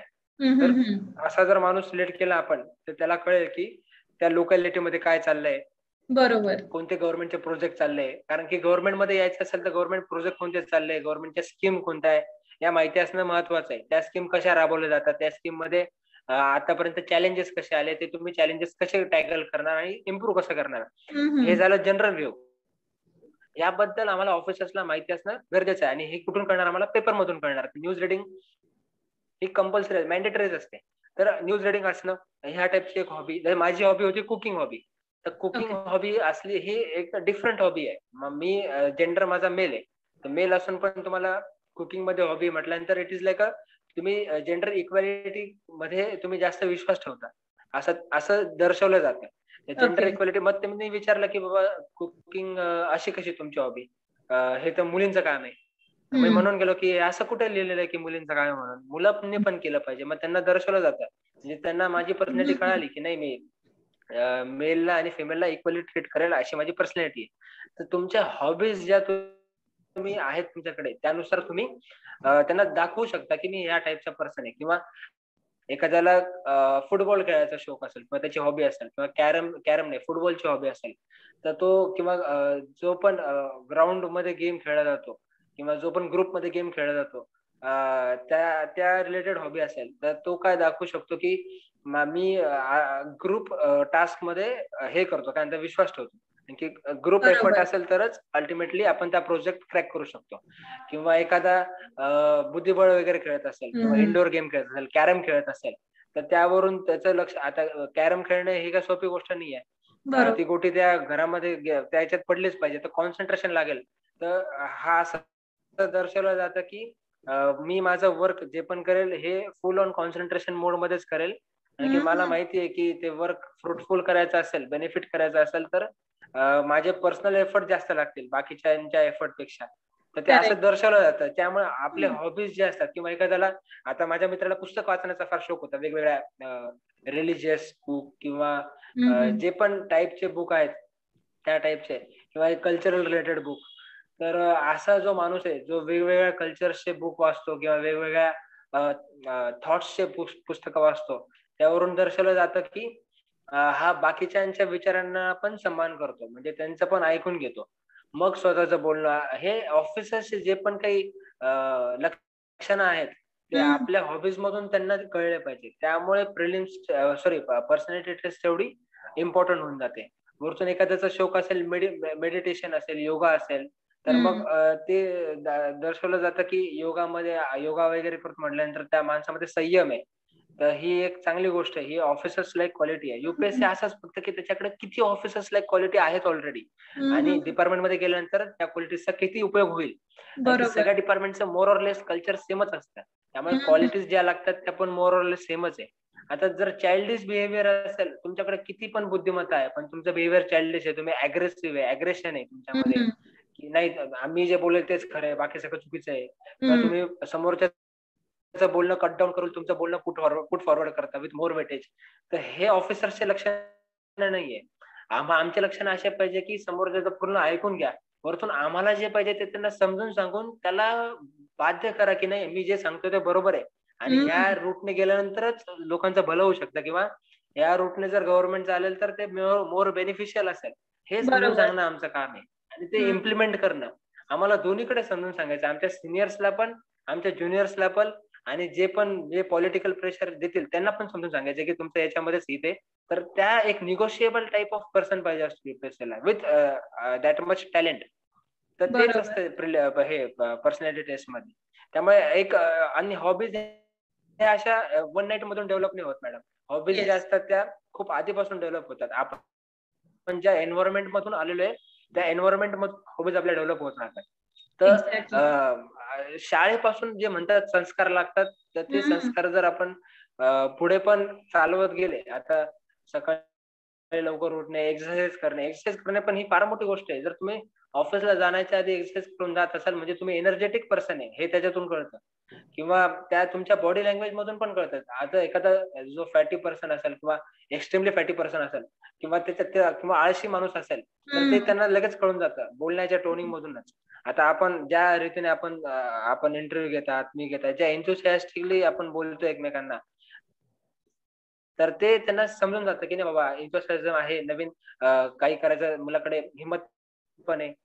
तर हे लाईक त्यांना कळलं पाहिजे फक्त, तर ते हॉबीज मधून कळलं पाहिजे. त्यामुळे हा हॉबी नावाचा एक वेगळा सेक्शन आहे डिटेल्ड ऍप्लिकेशन फॉर्म मध्ये, ते आम्हाला भरवायला लावता आणि तिथून इंटरव्ह्यू चालू करता आपला इन जनरल इंजिनिअरिंग सर्व्हिसेस मध्ये. तर ते तुम्ही डेव्हलप करा हॉबीज, न्यूज रिडिंग असेल, बुक रिडिंग असेल, एक्सरसाइज असेल, हे हॉबीज कंटिन्यू करा. आधी डेव्हलप झाले असतील 12th पर्यंत मोर ऑर लेस आपल्याकडे कसं मुलं फोकस असतात की एक्झाम मध्ये, की बाबा एक्झाम एकदा पास करू मग बीटेक मध्ये जाऊ कॉलेजमध्ये, मग म्हणजे मग त्यांनी ते कंटिन्यू केलं पाहिजे. आता मी ऍज अ स्पोर्ट पर्सन वगैरे एवढा काही इन्व्हॉल्व नव्हतो कशामध्ये, तर आपलं असंच मेडिटेशन करणं, एक्सरसाइज करणं, ओल्ड सॉन्ग ऐकणं, म्हणजे त्या टाईपचा एक असा ओल्ड माणूस जरी म्हणाल त्या टाईपचा मी आहे. म्हणजे एकटे राहणं त्यातच खुशी आहे मला. ओल्ड माणूस नाही, याला फुल पर्सनॅलिटी म्हणतात. हा नाही मग तेच, मग असं जे मग मी या टाईपचा माणूस त्यांना कळून गेला आणि त्यांनी प्रेफरन्सेस पण बघितले माझे, की मिनिस्टर ऑफ डिफेन्स मध्येच आहे, म्हणजे आयसोलेटेड राहायचं, जास्त पब्लिक कॉन्टॅक्ट नको. मग त्यांना समजून गेलं की कोणत्या टाईपचा माणूस आहे आणि कसं भरलं त्याने प्रेफरन्स. मग ते त्यांना कळलं पाहिजे फक्त की आपण ते प्रेफरन्स का बरं भरले. सर मी या टाईपचा माणूस आहे, मला असं काय पाहिजे माझं फ्युचर, त्यामुळे मी असं भरलं, असं सांगता यायला पाहिजे फक्त त्यांना, बस. त्यामुळे प्रिलिम्स टेस्ट काही मुलांना सगळं नॉलेज असतं तरी पण ते बोलू शकत नाही. कम्युनिकेशन अजून एक, जे लोक म्हणतात ना की इंग्लिश नसेल तरी पण चालू जाईल कम्युनिकेशन मध्ये, तर युपीएससी मध्ये ना तसं नसतं. एक मेंबर साऊथ इंडियनचा असतो, पक्का साऊथ इंडियातला, तर त्याला इंग्लिश कळते नाही तर त्याची लोकल लँग्वेज कळते. ओके. तर माझी रिक्वेस्ट आहे, जे पण कोणी बघत असेल, की इंग्लिशला तुम्ही third language after 11th treat नका करू. It is like a second language treat करा तुमच्या लोकल भाषेनंतर, मराठीनंतर. इंग्लिश ही फारच जास्त गरजेची भाषा आहे आणि युनिव्हर्सल लँग्वेज आहे. ते इंग्लिश ही एक्झॅक्टली. यायलाच पाहिजे, लिहिता यायला पाहिजे, बोलता पण लिहिता समजा नाही आलं तरी चालेल, पण कम्युनिकेशन तरी इंग्लिश मधून परफेक्ट झालंच पाहिजे. आपण म्हणतो की जे पण ज्यांचं पण शिक्षण 10वी पर्यंत मराठीतून होतं त्यांना फार अवघड जातं, पण हे अवघड जातं, तुम्हाला कधी ना कधी ते फेस करावंच लागेल. तर व्होकॅब्युलरी बिल्डअप करत राहा, न्यूजपेपर वाचा इंग्लिश मधून, ट्राय करा. आधी कंटाळा येईल, बोर वाटेल, पण तुम्हाला या फेज मधून जावंच लागेल कधीतरी. तर English he as a tool म्हणून यूज करा त्या लँग्वेजला, आणि मॅन्डेटरी आहे, कारण की ते जमलंच पाहिजे. आता जसं युपीएससी मधून सिलेक्ट व्हाल, कोणी ऑफिसर हा व्हिडिओ ऐकणारा सिलेक्ट होईल, तर त्याला सदर्न इंडिया दिला त्याचं वर्किंग लोकेशन किंवा पोस्टिंग, तर मग इथे इथे आता कसं इंग्लिश शिवाय पर्याय नाहीये, तर तुम्हाला इंग्लिश शिकव म्हणजे यावीच लागेल. आज जर सिव्हिल सर्व्हिसेस मधून जर आयपीएस म्हणून जर आले, तर इंग्लिश सोबत सोबत तुम्हाला त्या स्टेटची लँग्वेज पण शिकवावी लागेल. तर ते बरोबर. अजून एक अवघड आहे. खरंच खरंच. तर ठीक आहे, येस. हे पीटी आहे बाबतीत सगळं. तर तुम्ही खूपच इंटरेस्टिंग फॅक्ट सांगितल्या. आणि हॉबीज म्हणजे आपण जे पण काही लिहितो किंवा बोलतो ते खरंच किती आपल्या पर्सनॅलिटी मध्ये आहे हे दुसऱ्यांना हो दिसून हो येतं. त्या छोट्या छोट्या गोष्टींचा पण विचार करावा हो लागतो. हो हो अजिंक्य, तुमच्या हो बोलण्यातून हो बरोबर आहे. बऱ्याचदा उल्लेख झाला की आता प्रायव्हेटायझेशन झालंय किंवा ज्या हो वॅकन्सीज किंवा हो ज्या सीट्स होत्या त्या डिक्रीज होत चालल्यात. म्हणजे हम्म. 2017चं हो तुम्ही हो एक्झाम्पल दिलं आणि आता तसं त्याप्रमाणे. मग असं काही आहे का, कारण की हो हो तुम्ही बरोबर आहे. मेकॅनिकल इंजिनिअरिंग केलंय राईट, पण बाकीच्या हो हो ब्रांचेस वगैरे असं जर आपण पाहिलं म्हणजे ह्या इंजिनिअरिंग सर्व्हिसेस साठी लागणाऱ्या ज्या ब्रांचेस आहेत ज्या युजफुल आहेत, म्हणजे कम्प्युटर सायन्स असेल, इलेक्ट्रॉनिक्स असेल, सिव्हिल असेल, तुमचं मेकॅनिकल आहे, तर सध्या स्कोप जास्त कोणाकडे आहे किंवा सीट्स कोणाकडे जास्त आहेत? जर गव्हर्नमेंट बद्दल मी जर बोलत असेल मॅडम, हा इंजिनिअरिंग सर्व्हिसेस मध्ये, त्यात गव्हर्नमेंट मध्ये, तर हा. अजून पण सीट्स सिव्हिलच्या जास्त आहे, सिव्हिल इंजिनिअरिंगच्या. पण पॅरेंट किंवा जे मुलं आहेत 12वी नंतर सिव्हिल इंजिनिअरिंग घ्यायला ना काचकूच करतात, की म्हणतात की सिव्हिल इंजिनियर मध्ये जर, इथे कसं आहे, सिव्हिल इंजिनियर एका शब्दात सांगायचं, एका लाईन मध्ये सांगायचं म्हटलं तर, जोपर्यंत त्याला नोकरी भेटत नाही तोपर्यंत तो भिकारी असतो, आणि जेव्हा सरकारी नोकरी भेटते तो राजा बनून जातो. तर तुमचा प्रवास असा आहे. कारण की सिव्हिल मध्ये, प्रायव्हेट मध्ये एल अँड टी कन्स्ट्रक्शन सोडून बाकीच्या मोठ्या कंपन्या नाही, आणि या कंपन्यांमध्ये पण प्रचंड कामं असतात. पहिले 4-5 वर्ष माणूस लिटरली फ्रस्ट्रेट होऊन जातो. साईट वर्क असतं, जावं लागतं, इन्स्पेक्ट करावं लागतं, तिथे थांबावं लागतं. तर अशा ठिकाणी जॉब करणं, ते पण आपल्यासारख्या माणसाला हे शक्य नाहीये. आणि सिव्हिल गव्हर्नमेंट मध्ये का बरं म्हणतोय मी की यांच्या वॅकन्सी जास्त आहे, कारण की अजून पण आपला डेव्हलपिंग स्टेज मध्ये कंट्री आहे. टनेल्स असतील, रोड्स असतील, बिल्डिंग्स असतील, एअरवेज असतील, वॉटरवेज असतील, वॉटर लिंकिंग प्रोजेक्ट असतील, वॉटर सप्लाय असेल, हे सगळं इथून तिथून जे पण आहे हे सिव्हिल इंजिनिअरिंगच्या अंडर मध्येच येतं. मोठे मोठे करोडचे प्रोजेक्ट त्यांना government, central government, state government देतं त्यांना. मोठमोठे ऑर्गनायझेशन आहे, like national highway authority of India, NHAI, हे हायवेज कन्स्ट्रक्ट करते, कॉन्ट्रॅक्टरला काम देते. त्या NHAI मध्ये ऑफिसर्स म्हणून जातात सिव्हिल इंजिनियर्स. तर सिव्हिल इंजिनियरचा प्रचंड स्कोप आहे गव्हर्नमेंट मध्ये. पण तुमच्यामध्ये हिंमत पाहिजे. ज्या मुलाने 12वीला हिंमत दाखवली, हुशार असून, की नाही मी सिव्हिल इंजिनिअरिंग घेईल, मला गव्हर्नमेंट मध्ये जायचंय, ज्याचं फिक्स असेल टार्गेट, की नाही मला हेच करायचं आहे, सिव्हिल इंजिनियर गव्हर्नमेंट मध्ये जायचंय, त्यांनी लिटरली रिक्वेस्ट करतो मी, कारण की मेकॅनिकल मधून IAS बनणं, ऑफिसर बनणं गव्हर्नमेंट मध्ये इंजिनिअरिंग सर्व्हिसेस मधून, हे बरंच अवघड झालंय. तुम्ही 2 डिजिट वॅकन्सी साठी तुम्ही लढताय. एक एक कोणी महान असेल, हुशार, तो एक लढू शकतो, किंवा एक आमच्यासारखा पागल असेल किंवा त्याच्याकडे काही ऑप्शन नसेल, तो अशा ठिकाणी लढू शकतो. पण एवढे अवघड कंडिशन स्वतःचे बनवूनच कशाला घ्यायची की तुमच्या नंतर तुमच्या पॅरेंट्स पण सफर होतील. ते पण बघू शकत नाही की मुलगा 10-10 घंटे बसलेलाच आहे अभ्यासाला.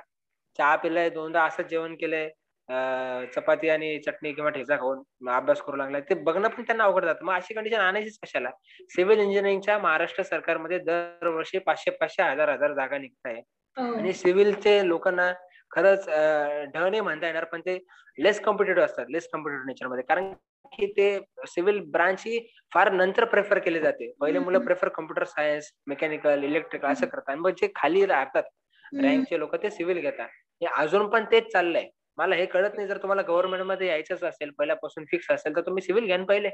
सिव्हिल मध्ये घेऊन तुमचे कष्ट वाचतील. एक्झाम क्रॅक करा आणि येऊन जा. गव्हर्नमेंट मध्ये सीट आहेत तुमच्या सिव्हिलच्या. तर हा एक माझं हे म्हणणं आहे. जर गव्हर्नमेंट मध्ये यायचं असेल तर सिव्हिल घ्या. सिव्हिल मधून खूप वॅकन्सी आहे, येऊन जाल तुम्ही. जर तुम्हाला जर प्रायव्हेट मध्ये राहायचंच असेल, प्रायव्हेटचं कल्चर पाहून किंवा तुमचा मोठा भाऊ प्रायव्हेट मध्ये काम करतोय, रिसर्च अँड डेव्हलपमेंट इंजिनियर समजा टाटामध्ये, मर्सिडीज बेंज मध्ये, अशा मोठ्या कंपन्यांमध्ये जर तुम्ही त्याचं ऑफिस व्हिजिट केलं असेल, त्याचं वर्क कळलं असेल, किंवा जर तुम्ही अशा टाईपचे लोक असाल, मुलं असाल की ज्यांना रिसर्च फील्ड मध्ये काम करायचं आहे, पण प्रायव्हेट मध्ये, गव्हर्नमेंट मध्ये रिसर्च फील्ड मध्ये काम करून पगार हा कमीच आहे. प्रायव्हेट मध्ये रिसर्च फील्ड मध्ये पगार पण जास्त आहे. गव्हर्नमेंट मध्ये रिसर्च फील्ड मेकॅनिकल मध्ये करायचं असेल तर ऑर्गनायझेशन कमी आहे. बार्क आहे, DRDO आहे, इस्रो आहे, लिमिटेड ऑर्गनायझेशन आहे. CSIR आहे, CSIR. तर ह्या लिमिटेड ऑर्गनायझेशन मध्ये कॉम्पिटिशन हीच असणार आहे. जे आमच्यासारखे इंजिनिअरिंग रिसर्चचे मुलं एक्झाम देतात तेच मुलं इकडे पण असणार आहे. मेकॅनिकल मध्ये सीट्स पण कमी आहे. तर मग अशा ठिकाणी जायचंच कशाला जिथे सीट्स कमी आणि एवढा डोक्याला ताप आहे. तर तुमचं पहिलेच फिक्स असेल की नाही मला प्रायव्हेट मध्ये जायचंय, अशा अशा ऑटोमोबाईल कंपनीमध्ये जायचं, तुम्ही बेटर आहे की मेकॅनिकल मध्ये घेऊन हे सॉफ्टवेअर कोर्सेस करून घ्या. प्लेसमेंट होऊन जाईल तुमची. 1-2-3 वर्षांनी कंपनी चेंज करून चांगल्या पोस्टवर जाल. जर कम्प्युटर सायन्स मध्येच करायचं असेल, समजा एखाद्या मुलाने कम्प्युटर सायन्स केलं लोकल कॉलेजमधून, की तिथून समजा प्लेसमेंट नाहीये, पण त्याला जायचंय प्रायव्हेट मध्येच, मग त्याच्याकडे ऑप्शन आहे, गेट चांगली दे, कोणत्या IIT मधून एमटेक कर. एमटेक झालं की तुम्हाला तिथून प्लेसमेंट ऑपॉर्च्युनिटी भेटून जाते. एमटेक इन कम्प्युटर सायन्स म्हणजे बाप रे बाप, त्याला बेंगळुरूमध्ये, हैदराबादमध्ये असा पण जॉब भेटून जाईल. कारण आणि हे लोक म्हणतात की नाही कॉम्प्युटर सायन्स IIT ला रिसेशन येऊन जातं. रिसेशन झाल्यानंतर जॉब लॉस होतो. अरे बाबा, जॉब लॉस होणारे 1-2 वर्षासाठी रिसेशन येणारे सगळ्यांना माहिती आहे. पण जर तुम्ही मॅनेजर लेवलला ऑलरेडी पोहोचलेले त्या ठिकाणी, तर जॉब कोणाचे जातात मॅडम? जे कॉन्ट्रॅक्ट बेसिसवर आहे, जे लोअर लेवलला आहे, जे लोअर लेवलला त्यांचे जॉब जातात. आता TCS आहे, TCS मध्ये एवढं कोरोनाने डिव्हास्टेशन झालेलं आहे, तर TCS चा कोणाचा जॉब गेलेला नाहीये. मग अशा फुल प्रूफ ऑर्गनायझेशन मध्ये काम करायचं की TCS मध्ये मान्य आहे बाकीच्यांपेक्षा पगार कमी आहे. समजा बाकीच्या ठिकाणी त्या लेवलचं पॅकेज समजा 8 लाख असेल तर TCS वाले 6 लाख देत आहे, 2 लाख कमी देत आहे. पण सिक्युरिटी तर आहे ना. मग अशा ठिकाणी जॉब करायचा. आणि ज्यांना प्रॉपर क्लास A सिटी मध्ये राहायचं आहे, मुंबई, दिल्ली, बेंगळूर, हैदराबाद, चेन्नई, कोलकाता अशा ठिकाणी ज्यांना राहायचं आहे, ज्यांना एक प्रॉपर लाईफ जगायची आहे, म्हणजे एन्जॉय करायची आहे, तर त्यांनी, माझं खरंच म्हणणं आहे की त्यांनी प्रायव्हेट मध्येच राहावं. कारण की इथून पुढे गव्हर्नमेंट असंच येणार जे प्रायव्हेटायझेशनला बूस्ट करेल. गव्हर्नमेंटची टेंडन्सी हीच असणार आहे, लॉ तयार करणे, जे संसदेमधून मध्ये बसून करतात लोक, लेजिस्लेटिव्ह लोक, लॉ नाही किंवा थोपवणे आपल्यावर ते काम असतं.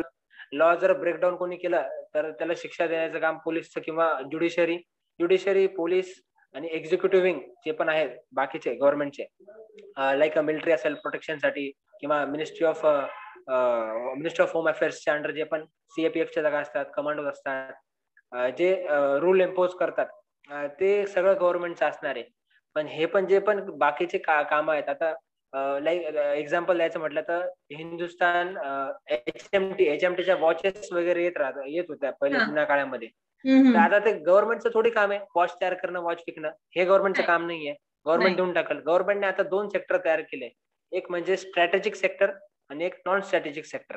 नॉन स्ट्रॅटेजिक सेक्टर मध्ये जसं की केमिकल फॅक्टरीज आहेत, गव्हर्नमेंटच्या मेडिसिनच्या फॅकल्टीज आहेत, किंवा गव्हर्नमेंटच्या टेक्सटाईलच्या काय फॅकल्टीज आहेत, हे गव्हर्नमेंटच्या ज्या याच्यामध्ये येत नाही स्ट्रॅटेजिक सेक्टरमध्ये, तर त्या डिसइन्व्हेस्टमेंट होणार आहे. त्या सगळ्या प्रायव्हेटचे लोक टेक ओव्हर करतील, प्रायव्हेटला निघून जाणार आहे. आणि स्ट्रॅटेजिक सेक्टर मध्ये पण मिनिमम प्रेझेन्स करणार आहे गव्हर्नमेंट.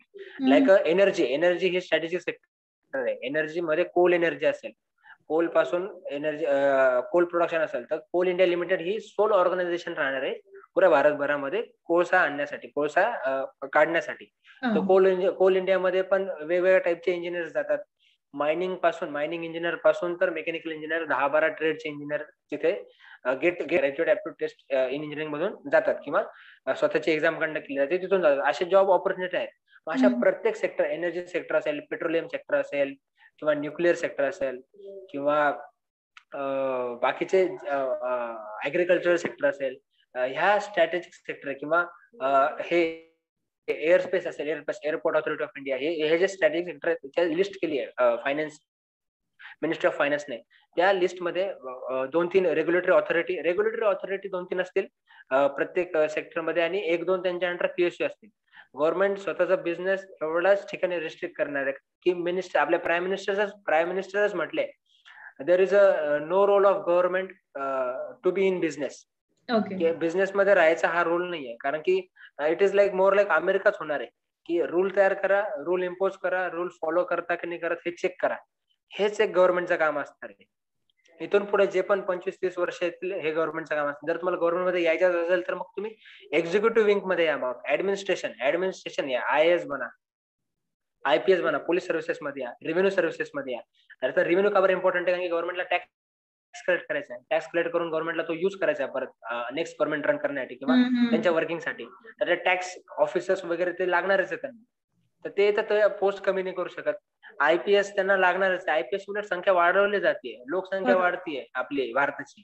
तर मग तेवढ्या लोकांना कंट्रोल करायचं असेल, मॉब कंट्रोल करायचं असेल तर IPS तेवढं लागतीलच. आता जसं की मध्ये आंध्र प्रदेशला तोडून तेलंगणा तयार केलं गेलं. 2 स्टेट झाले, तर 2 स्टेटचे गव्हर्नमेंट स्टेट चेंज करणं म्हणजे साधी गोष्ट नाही आहे. चीफ इंजिनियर त्यांचा चीफ मिनिस्टर बदलल्यापासून त्याचे डाऊन पर्यंत तिथल्या पोलीस पर्यंत सगळं बदलतं. एवढं सगळं बायफर्केशन झालं ना, तर नंबर डबल झाला ना. तर जे पण पब्लिक रिलेटेड जे पण तुमचे ऑफिसेस आहेत ते सगळे डबल झाले नंबरने, तर तेवढे ऑफिसर्स पण डबल झाले. तर जे UPSC जे येतात त्यांची पण संख्या वाढती.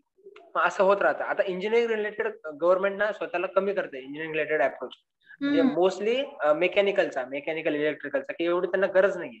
सिव्हिलची अजून पण गरज आहे, कारण की सिव्हिलचे कन्स्ट्रक्शन चालतात खूप सारे, जसं पहिले पण मी सांगितलं. सिव्हिल इंजिनिअरिंगची गरज आहे गव्हर्नमेंटला, राहणारच आहे. जेव्हा आपण डेव्हलप्ड कंट्री पर्यंत येऊ, आता लाईक बाकीच्या जर्मनी आहे, फ्रान्स आहे, अमेरिका आहे, तर त्या ठिकाणी एकदा डेव्हलप्ड कंट्री झाल्यानंतर मग ते फक्त त्यांना मेंटेन करायचं असतं. तर आपण त्या स्टेज पर्यंत पोहोचलो नाही. त्या स्टेज पर्यंत पोहोचेपर्यंत सिव्हिल इंजिनिअरची गव्हर्नमेंट मध्ये खूप जास्त व्हॅल्यू असणार आहे. एकदा त्या स्टेजला पोहोचलो की मग सिव्हिलची काही तेवढी गरज नाही. मेंटेन करायचं तर कसे मेंटेन करण्यासाठी सेपरेट प्रायव्हेट ऑर्गनायझेशन हायर करतील ते, बाबा ही बिल्डिंग आहे, हा रस्ता आहे, तुम्ही मेंटेन करा फक्त, झालं का. सिव्हिलची पण गरज नाही. मग आता असं चेंजेस होत राहत आहे, प्रायव्हेटायझेशन होत आहे. आता जसं गव्हर्नमेंट रेल्वे घ्या, इंडियन रेल्वेमध्ये सेपरेट फ्राईट कॉरिडॉर म्हणजे लॉजिस्टिक जे आहे, सामान इकडून तिकडे पोर्ट पासून मेन सिटीज पर्यंत सामान आणणं, हे लॉजिस्टिक कंपन्या असतात. इंडियन रेल्वेचा उद्देश आहे की त्यांनी लॉजिस्टिक मध्ये कॉन्ट्रीब्युट केलं पाहिजे. त्यांनी जास्त तर डायरेक्टली कनेक्ट कॉरिडॉर गव्हर्नमेंट तयार करते. पण काय करते की वेगवेगळ्या PSU तयार करते, पब्लिक सेक्टर अंडरटेकिंग. म्हणजे हे काम इंडियन रेल्वेला दिलं नाहीये, हे त्यांनी रेल्वेच्या अंडर PSU तयार करते, त्यांच्या PSU ला काम देत आहे. आता PSU ला काम देण्याचे 2 उद्देश असतात की PSU ला काम दिलं तर लोकांना, PSU चं कसं कल्चर आहे मॅडम, लाईक प्रायव्हेट कल्चर आहे की तुम्हाला काम करावं लागेल, काम केलं, प्रॉफिट आला तर त्या पर्सेंट ऑफ प्रॉफिट तुम्हाला as a income, extra income म्हणून लागेल. तर लोक एन्थुसियास्टिकली कामं करतात की नाही, प्रॉफिट झाला पाहिजे, आपल्याला जास्त पैसे भेटेल, असं या रीतीने कामं करतात. त्यांच्याकडे वर्क कल्चर तसं आहे. तर इंडियन रेल्वेचं वर्क कल्चर तसं नाही. आता इंडियन रेल्वेमध्ये ऑफिसर बनले तर कोण त्यांना हलवणार आहे, कोण काढणार, कोण नाही काढणार. तर हे आजचं जे गव्हर्नमेंट आहे ते याला प्रोत्साहन देत नाहीये की बाबू बनले आणि काम नाही केलं तरी चालेल, असं नाहीये. गव्हर्नमेंट स्वतः म्हणते की नाही तुम्ही काम करा, इम्प्लिमेंट करा, असं या टाईपचं गव्हर्नमेंट आहे. आपण बघितलं पाहिजे की सरकार बदललंय, सरकारची मानसिकता बदललेली आहे. जे नवीन मिनिस्टर आले ते स्वतः एवढे वेल एज्युकेटेड आहेत. आता रेल्वे मिनिस्टरच सिव्हिल सर्व्हिसेस पास आउट आहे, रँक 27, तो स्वतः IAS आहे. तर मग तो पण त्याची पण थिंकिंग वेगळी आहे ना. त्यानुसार पॅरेंट्सने पण विचार केला पाहिजे, स्टुडंटने पण विचार केला पाहिजे की बाबा कोणत्या दिशेने आपल्याला पावलं उचलले पाहिजे. आणि हा रूल आता काय राहिलेला नाहीये की बनेल तर डॉक्टर बनेल, नाही तर इंजिनियर बनेल, असं नाहीये. आता बी फार्म वगैरे, आता गव्हर्नमेंटचा एक मेगा प्रोजेक्ट आहे की आपल्याला फार्मास्युटिकल इंडस्ट्रीज टाकायच्या आहेत. आपलं जे डिपेंडन्स आहे चायनावर फार्मास्युटिकल मध्ये ते कट डाऊन करायचंय. आता फार्मास्युटिकल इंडस्ट्रीज 5-6 वर्षांनी आपल्याला दिसतील. जसं टेक्सटाईल इंडस्ट्री खूप सारा गुजरातमध्ये आहे, पेट्रोलियम इंडस्ट्री गुजरातमध्ये, तसं फार्मास्युटिकल इंडस्ट्री पण वेगवेगळ्या स्टेटमध्ये लँड ऍक्विजिशन करून डेव्हलप होणार आहेत. एखाद्याने बी फार्म केलं, एम फार्म केलं, तर मग त्याला पण त्या फार्मास्युटिकल इंडस्ट्रीमध्ये खूप सारा स्कोप आहे. तर आता असं राहिलं नाही की आयदर इंजिनियर नाही तर डॉक्टर, असं नाहीये. आता इंजिनियरला उलट मुलं कमी ऍडमिशन घेत आहे, कमी जात आहे, कारण की त्यांना कळतं की इंजिनियर म्हणून पण काय बेकारीच आहे. तर मग आता मुलं पण नवीन ऑप्शन्स चूज करत आहे. कारण की बरोबर. पण एवढं फिक्स आहे की इंजिनियर कुठे पण जाऊ शकतो. येस. म्हणजे गव्हर्नमेंट मध्ये असो, प्रायव्हेट मध्ये कुठे पण जाता येतं. ते त्याला बळ 4 वर्षामध्ये प्राप्त होतं की जिथे जाईल तिथे काहीतरी करेल म्हणून. पण बरोबर. अजून पण हा असं आहे. खूप छान सांगितलं अजिंक्य. आणि पेरेंट्सचा रोल कसा असला पाहिजे हे पण सांगितलं तुम्ही. कारण हो, की पेरेंट्स खरंच तुमच्या नुसतं बाबतीमधला, कारण की स्वतःचा सिक्युअर जॉब जो होता तो सोडून आपण काहीतरी युपीएससीच्या नादाला लागतोय हा हो, शब्द हो, हो. वापरते मी. नाही, नाही, बरोबर आणि आहे, बरोबर आहे. हो, आणि अशा वेळेला घरच्यांचा पाठिंबा खूप महत्वाचा असतो की बाबा हो, एका खूप वर्षात महत्वाचा यश असतो. मिळेल ह्याची काहीच गॅरंटी नाहीये त्यामध्ये. नाही, नाही, गॅरंटी नाहीये. मग ते आम्ही त्यासाठीच तर मग वेगवेगळ्या एक्झाम देण्याचं कारण हेच आहे की मी माझ्या महाराष्ट्र स्टेटची 2018ला ग्रुप सी लेवलची, ग्रुप सी, आता हम्म. बरं मी सांगत नाही हा जॉब लागला म्हणून, पण ग्रुप सी लेवलची एक्झाम, क्लास 3 लेवलची एक्झाम पण मी दिली. हम्म. ती पण पास केली 2018ला. हम्म. मी याकरता फॉर्म भरला होता की बाबा आपण आपली लेवल चेक करू, कोणत्या लेवलला बसतो. म्हणजे ग्रुप सी तरी बनू का आपण पास आउट झाल्यानंतर. तर मग हो. ती बनून गेलो होतो मी, पण मी काय जॉईन नव्हती केली. तर हे आपण पॅरेंट्सला सांगू शकतो की बाबा माझा अभ्यास या लेवलचा झालाय, मी या लेवलची एक्झाम पास करू शकतो, पण मला अजून थोडा अभ्यास केला तर मला अजून मोठी एक्झाम भेटेल. तर मी गव्हर्नमेंट मधले ग्रुप सी ची स्टेटची लेवलची एक्झाम पास केली.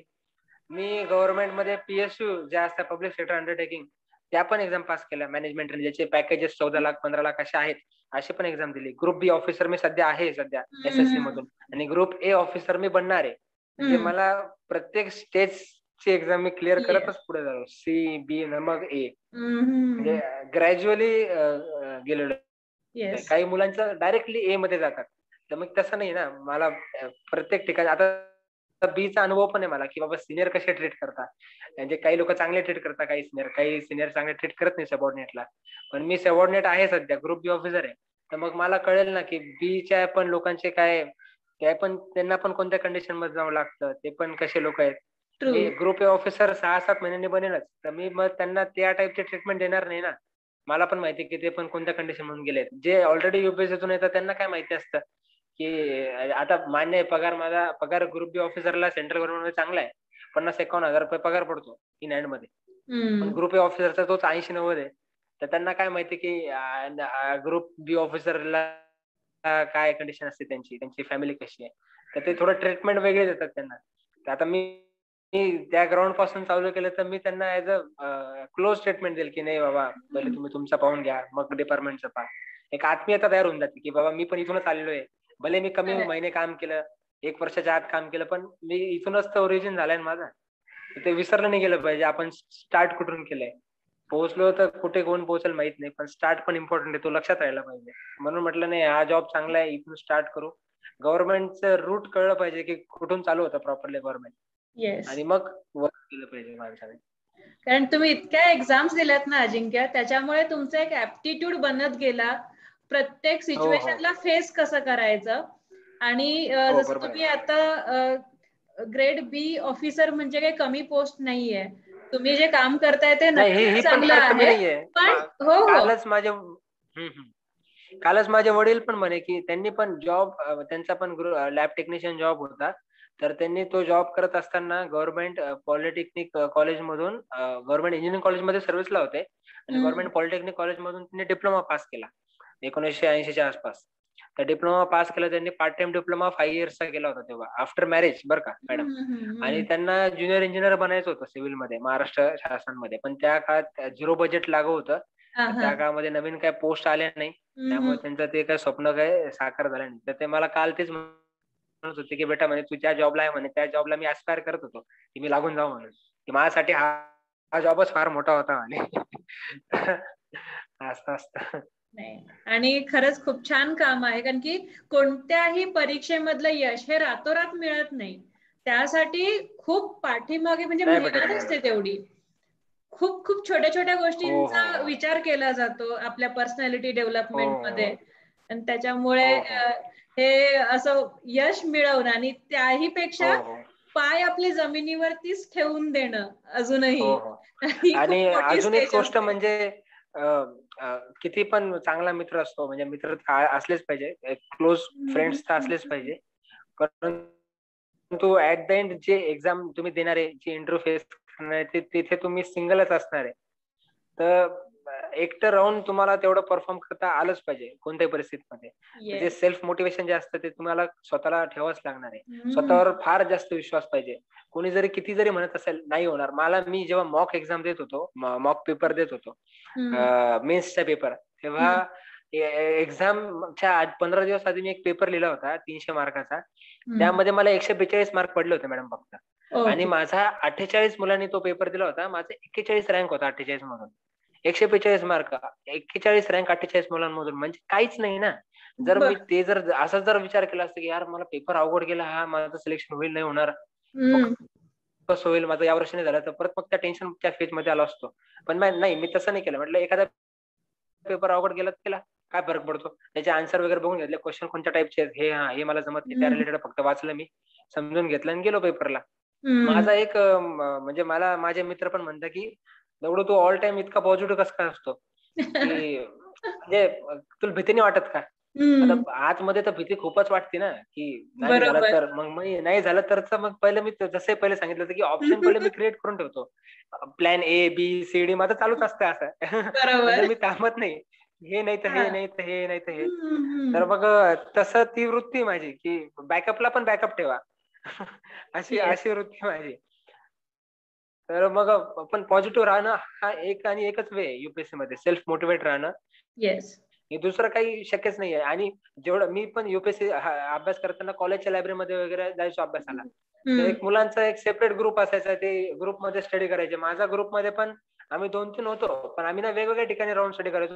मग सॅटर्डेला वगैरे जाऊन मग ग्रुप डिस्कशन वगैरे असं व्हायचं. तर मी ग्रुपमध्ये इतका जास्त मिक्स नाही झालो माझ्या कॉलेजच्या. म्हणजे कॉलेजमधून जे पासआउट झाल्यानंतर, मी 17ला पासआउट झाल्यानंतर 18 ते 19 18 ते 20च्या मिड पर्यंत मी कॉलेजच्या लायब्ररीमध्येच अभ्यास केला. पण मी त्या मुलांसोबत एवढा फ्रिक्वेंटली मिक्स नाही झालो. कारण की तिथे पण इंजिनिअरिंग सर्व्हिसेसला टार्गेट करणारे 15-20 जणांचा ग्रुप होता तिथे पण. त्यातले पण आता काही लोक बार्क मध्ये गेले, काही लोक पॉलिटेक्निक मध्ये लेक्चर झाले, कोणी वेल सेटल आहेत सगळे जवळपास. पण मी त्यांच्यामध्ये एवढा काही मिक्स नाही झालो, कारण की मला माहिती होतं की त्यांच्यामधून आयएएस बनणारा मी एकुलता एकच आहे. आयएएस ऑफिसर बनणार आहे, ते ग्रेट. पैकी कोणी झालं नाही. कारण की मला माहिती आहे की ते कुठे दुसरीकडे गेल्यानंतर सॅटिस्फाय होऊन जातील ते. पण त्या टाईपची कंडिशन माझी नव्हती. मला बनायचंच होतं कोणत्या हालतमध्ये. तर मग ते एक ग्रुपमध्ये राहून पण आयसोलेटेड राहणं हे शिकलं गेलं पाहिजे. की ग्रुपमध्ये राहिलो मग टाइमपास करू लागलो, हे बिलकुल शोभा देत नाही स्टुडंटला, ऍस्पिरंटला. मोटिवेशन द्यायला कोणी स्वतःलाच मोटिवेशन द्यावं लागेल आणि ते मेंटेन करावं लागेल. आणि कसं मेंटेन एक्झॅक्ट. करायला तुमच्यावर आहे. आणि मी पण असं लोक म्हणतात की अभ्यास करताना युपीएससीचा की मी मोबाईल स्विच ऑफ करायचो, युट्यूब व्हॉट्सअप वगैरे युज नव्हतो करायचो. तर असं काही नाहीये. आपण सगळं इन्स्ट्रुमेंट जे पण आहेत, गुगल युज करून, व्हॉट्सअप युज करून, युट्यूब युज करून, सगळं युज करून पण तुम्हाला अभ्यास हा जमतो. मी कधीच माझं व्हॉट्सअप अनइन्स्टॉल केलं नाही. मी राहायचो रात्री झोपताना अर्धा तास टाइमपास करायचो म्हणजे करायचो. कारण की एवढा दिवसभर अभ्यास करून डोकं तर दुखणारच ना, मग टाइमपास तर बरोबर. लागेलच. बरोबर. तसं काही आमच्या सोबतचे रूममेट होते, तर ते व्हॉट्सअप अनइन्स्टॉल करून टोटली अभ्यास, ते तसं काही माझ्याकडून काही झालेलं नाहीये. तर सगळं करून पण होतं अभ्यास. पण प्लॅनिंग पाहिजे. आणि प्लॅनिंग म्हणजे दर महिन्याचा प्लॅनिंग मी असं लिहून प्लॅनिंग तयार करायचो, की या महिन्यामध्ये हे सब्जेक्ट कव्हर करायचे, असा असा अभ्यास करायचा, ही रिव्हिजन करायची, मग या आठवड्यामध्ये हे करायचं, दिवसाला हे करायचं. आणि दिवसाचा माझा टाइम नुसार ठरलेला नसायचा की बाबा वेळ झाला 11 वाजले झोपून जा, असं नाही. अभ्यास पूर्ण झालाय तर झोपा, अभ्यास नसेल झाला तर मग 2 वाजता पण झोपा, तुम्ही तुमचं काही घेणं नाही. शरीराला बरोबर. थोडं पिळा, त्रास द्या, 8 तास त्रास द्या, हा. नंतर काही त्रास नाहीच आहे. तर एक हम्म. थोडं माझं असं मत होतं. पण काही आता आमचे जे मित्र होते ते मग प्रॉपरली शेड्यूल फॉलो करायचे वेळेनुसार. मग ते थोडं प्रत्येकाची आपापली स्ट्रॅटेजी असते. मी बरोबर. सिलेबस नुसार फॉलो करायचो, ते वेळेनुसार करायचे. हम्म, हम्म, असं आहे. हम्म. त्याचं पण सिलेक्शन झालं. त्याचा रँक 28 आला. अक्षय सरपात म्हणून त्याचं नाव आहे. आपला महाराष्ट्रातलाच आहे. नांदेडचा आहे मूळचा. त्याने पण एसएससी मधून त्याने पण ग्रुप बी ऑफिसर सध्या तो तो पुण्याला आहे. हम्म, हम्म, हम्म. मी विशाखापट्टणमला आहे. आमच्या दोघांची सेम सर्व्हिस आहे. मग असे ग्रुप ग्रेट. बनलेला असतो. कॉलेजमध्ये असतानाच तोच ग्रुप कंटिन्यू होतो पुढे. मग तेच ऑफिसर बनतात. तसंच असतं सगळं. नाही, खरंच खूप छान आहे. आणि सेल्फ मोटिवेशन खूपच महत्वाचं आहे. ग्रुपमध्ये तुम्ही राहताय पण तुमचं वेगळे पण तुम्हाला सिद्ध करायचं असतं. कारण हो की हो हो परीक्षा तुम्हाला बरोबर आहे. एकट्याला द्यायची आहे. आता ज्या हा जॉबला एकट्याला पोस्टिंग द्यायचे. होणार आहे तिथे तुम्हाला काम तुम्हाला एकट्याने करायचंय, मित्र नाही हा येणार आहे. एकट्यालाच करायचंय. कोणी येणार नाही सोबत. ते आणि ते एक्झामच पॅटर्न असा आहे युपीएससीचा असो की कोणता असो, तो पॅटर्न असा ठरवलेला की एकटं जो राहील आता तोच हम्म. पुढे पण एकटं काम करू शकेल असंच आहे. म्हणजे एक्झाम ही बरोबर. इतकी ब्युटिफुली डिझाईन केलेली आहे की मला हम्म. खरंच आवडतं. पास हो न हो माणूस चांगला घडतो युपीएससी दिल्यानंतर. एवढं कन्फर्म सांगू येस, शकतो मी. येस. आणि इतकं छान तुम्ही मार्गदर्शन केलंय ना अजिंक्य. खूप मुलांना इन्स्पिरेशन मिळणार आहे आणि गायडन्स मिळणार आहे की बाबा कुठल्या पाथनी जायला पाहिजे, काय गोष्टी केल्या पाहिजे आणि हो काय हो. गोष्टी नाही केल्या पाहिजे. हे खूप सुंदर हा सांगितलंय हा तुम्ही. त्यामुळे मला बरोबर आहे. खरंच खूप छान वाटतंय ह्या आपल्या चर्चेनंतर. हो हो एक चालेल. थोडासा रॅपिड फायर करूया का आपण? हो हो चालेल चालेल. मला तुमची स्ट्रेंथ सांगा. ती थोडा वर्कहोलिक आहे मॅडम. आणि टाइम भेटेल तेव्हा अभ्यास किंवा काही वाचत राहतो. महत्वाचं हेच फक्त. आणि फॅमिली सोबत जास्त अटॅचमेंट आहे माझी. ओके. आईला पप्पा सोबत म्हणजे सगळं सांगणं वगैरे. आता सध्या वर्क रिलेटेड काही सांगता येत नाही कारण की कॉन्फिडेन्शियल मॅटर घेऊन जातो. हा, पण हा. बऱ्यापैकी मी सगळं डिस्कस करतो. त्यामुळे कसं ओझं हलकं झाल्यासारखं वाटतं हम्म, दिवसात. हम्म, तर हम्म, एक ती स्ट्रेंथ समजू शकता. ओके. अटॅचमेंट राहिली पाहिजे. आपण सोशल अॅनिमल आहे तर ते दाखवलं पण गेलं पाहिजे. True, true. एकदम खरं आहे. तुमचा हो. विकनेस? विकनेस म्हणजे एकटं राहणं फार आवडतं मला अजून पण. आई पप्पा जरी आले सोबत माझ्या तरी पण मी एकटं रूम मध्ये आपापलं करत राहतो. जास्त इन्व्हॉल्व गरज असेल तरच इन्व्हॉल्व होतो. पण लिमिटेड टाइम साठी इन्व्हॉल्वमेंट असते माझी. आणि स्वतःसाठी स्पेस राहू द्या वाटतो की नाही. ती थोडी विकनेस आहे. आणि थोडा कधी कधी काय म्हणतात काम त्या वेळेत नाही झालं तर मग चिडचिड होऊन जाते. थोडा ओके. वर्क स्पेसिफिक अप्रोच आहे की झालंच पाहिजे म्हणून पटकन. तर ते थोडं तो प्रॉब्लेम आहे. एक्स्ट्रीम हॅपीनेस कशातून मिळतो? एक्स्ट्रीम हॅपीनेस आमच्या वडिलांना कोविड झाला होता तेव्हा ते जेव्हा बरे होऊन घरी आले होते तर आफ्टर रिझल्ट आयएस झाल्यानंतर देवाने मला दुसरी बाजू पण दाखवली की जास्त वर निवडायचं. तर वडिलांना कोविड झाला होता. तर ते ऍडमिट पण होते. तर तेच आई आता पप्पा खुश असेल हेच माझ्यासाठी एक्स्ट्रीम हॅपीनेस आहे. ओके. बाकी तर चालू आहे जिंदगी आता नशीब. बाबा ठीक आहेत ना? हो आता ठीक आहे. आता सगळं ठीक आहे. ओके. तुमचं सगळ्यात मोठं फिअर काय आहे? सगळ्यात मोठं फिअर हे जे या स्टेजला आता पोहोचलंय त्या स्टेज नंतर लोक म्हणतात की जर हँडल नाही करता आलं तर डायरेक्ट डीप असतो म्हणून. जसा पीक आहे पीकच्या साईडला डीप पण आहे. तर हम्म. तो डीप येऊ नो देव करो आला नाही पाहिजे. जर आलाच तर मग तेवढे हँडल करण्याची माझ्यामध्ये ताकद पण पाहिजे. कारण हम्म. की जॉब लागणं गव्हर्नमेंटचा हा सोपा आहे. पण तो सस्टेन करणं त्यापेक्षाही अवघड आहे. इथे आल्यानंतर कळलेलं आहे. तर हम्म. तेच कोणता गालबोट न लागो आपल्या करिअरमध्ये. कोणती काही होऊ नको. कोणत्या केसमध्ये फसू नये बस. नाही जर ना. असं काही झालंच तरी असं काही झालंच तरी पण ते त्या टॅलेंटने हँडल करता पण यायला पाहिजे. हीच एक भीती आहे फक्त. पण ही भीती प्रत्येकालाच असते. शिकून जातो माणूस. येस. होईल, होईल. सगळं छान होईल. हा. तुमचा फेवरेट पास टाइम काय आहे? फेवरेट पास टाइम हा जो मी अभ्यासाचा जो माझा टाइम होता युपीएससीचा आफ्टर पास आउट 2018, 19, 20 हम्म. हाच फेवरेट टाइम आहे. मित्रांसोबत राहिलो, अभ्यास केला, पोस्ट पर्यंत पोहोचलो. हेच वेल म्हणजे असं वाटतं की हाच टाइम कंटिन्यू पण पाहिजे होता, पण नाही, आता जॉब लागून गेलाय. Good good. आणि याच्यात जेव्हा रिझल्ट खूप आउट शिकता झाला. येतं. बोला. याच्यातच खूप शिकता येतं. जेवढं आपण 4 वर्षात शिकत नाही बीटेक मध्ये, तेवढं बीटेक पास झाल्यानंतर गव्हर्नमेंट जॉब लागेपर्यंत माणूस बरेच ठिकाणी फिरतो, बरेच शिकतो, बरेचशा लोकांना कम्युनिकेट करतो, आपण खूप वाचतो, मेहनत करतो, रडतो पण की एवढं करतोय होऊ नाही लागलं, पण स्वतःला हँडल करण्याची एक स्किल येऊन जाते, कौशल्य येऊन जातं. यापेक्षा मोठं काय पाहिजे. आता या कंडिशनला की जिथे जाईल तिथे स्वतःला सगळं करू शकेल मी, हँडल होऊ शकेल, स्टेबल होऊ शकेल. आणि हेच तर यायला पाहिजे ना. बाकीचे प्राणी जे पण आहेत, त्यांचे मुलांना ते 1, 2, 4 वर्षात शिकून जातात की एकटं कसं राहायचं, खायचं, प्यायचं, कसं जगायचं. माणूसच हा प्राणी त्याला इथपर्यंत येण्यासाठी, कारण की आपण एक कॉम्प्लेक्स स्ट्रक्चर तयार केलंय सोसायटीत. तर आपण 23-24 इयर्स झाल्यानंतरच आपल्याला स्टेबिलिटी गेन करता येते. तर मग आता स्टेबिलिटी गेन करून मेंटेन करणं हेच फार महत्वाची गोष्ट आहे. आणि आता मला वाटतं की आम्ही त्या स्टेजला आलोय की स्टेबिलिटी गेन करून मेंटेन करू म्हणून फ्युचरमध्ये पण. की अल्टिमेट हेच आहे ना, कोणी किती पण वर जाऊ, पण हँडल नाही करता आलं तर मग तो खाली पडणार म्हणजे पडणारच. बरोबर आहे, बरोबर आहे. जेव्हा तुमचा रिझल्ट आला युपीएससीचा आणि आपण त्याच्यामध्ये 16वा नंबर मिळवलेला आहे, ही ज्या वेळेला न्यूज तुम्हाला मिळाली तेव्हा तुमची अशी रिफ्लेक्स ऍक्शन सारखी अशी कोणती, म्हणजे तुमची प्रतिक्रिया काय होती? रिफ्लेक्स म्हणजे त्याची एक स्टोरी आहे, 1 मिनिटामध्ये सांगेल मी. ओके. मला एकाचा कॉल आला होता, सूरज म्हणून. तो आय थिंक युपीचा होता. माझा इंटरव्ह्यू झाला होता 19 मार्चला, आणि 12 एप्रिलला संध्याकाळी 6 वाजता रिझल्ट लागलेला आमचा. आणि 19 मार्चचा इंटरव्ह्यू दिल्यानंतर मी 23 मार्चचा इंटरव्ह्यू देण्यासाठी परत चेन्नईला गेलो होतो दिल्लीवरून. तर माझे 2 इंटरव्ह्यू होते बॅक टू बॅक. तर रिझल्टच्या दिवशी संध्याकाळी 5:45 त्याचा कॉल आला. आणि तो ज्युनियर आहे, मला 2020चा आहे, रँक 3 आहे त्याचा या वर्षी, ज्युनियर आहे. आणि मला कॉल केला की यार भाई, बोले ये रिजल्ट कब लगने वाला है, बोले 2 सप्ताह हो गए अभी तक रिजल्ट नहीं आ रहा. तो बोला यार आज भी आ सकता है, 6 बजने वाले, तू रख फोन.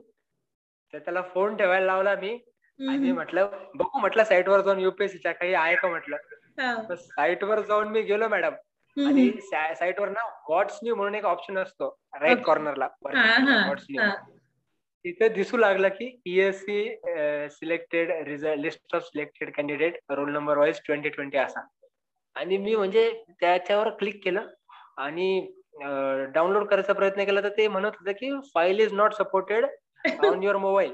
म्हटलं ठीक आहे. मग तसाच पळत पळत गेलो हॉलमधून रूम मध्ये आणि लॅपटॉप ओपन केला. पहिले लॅपटॉप ओपन, मी एक फाईल डाउनलोड केली. तर ती फाईल मी चुकून ना मेडिकल सर्व्हिसेसची डाउनलोड केली. मग तिथं बघू लागलं, तिचं नावच नाही. म्हटलं असं कसं, म्हटलं मग वर बघितलं, म्हटलं अरे मेडिकल सर्व्हिसेस आहे. मग कट करून मग फाईल हे डाउनलोड केली. मग याच्यामध्ये बघितलं, हा आपलाच रिझल्ट आहे, म्हटलं लागला रिझल्ट. प्रॉपरली 6:05 मी बघत होतो. रिझल्ट डाउनलोड केला. पहिले असतं सिव्हिलचं सोडून गेलं की सिव्हिल नंतर सी नंतर लेटर येतं, हे इलेक्ट्रिकलचं येतं, सीई, हा राईट.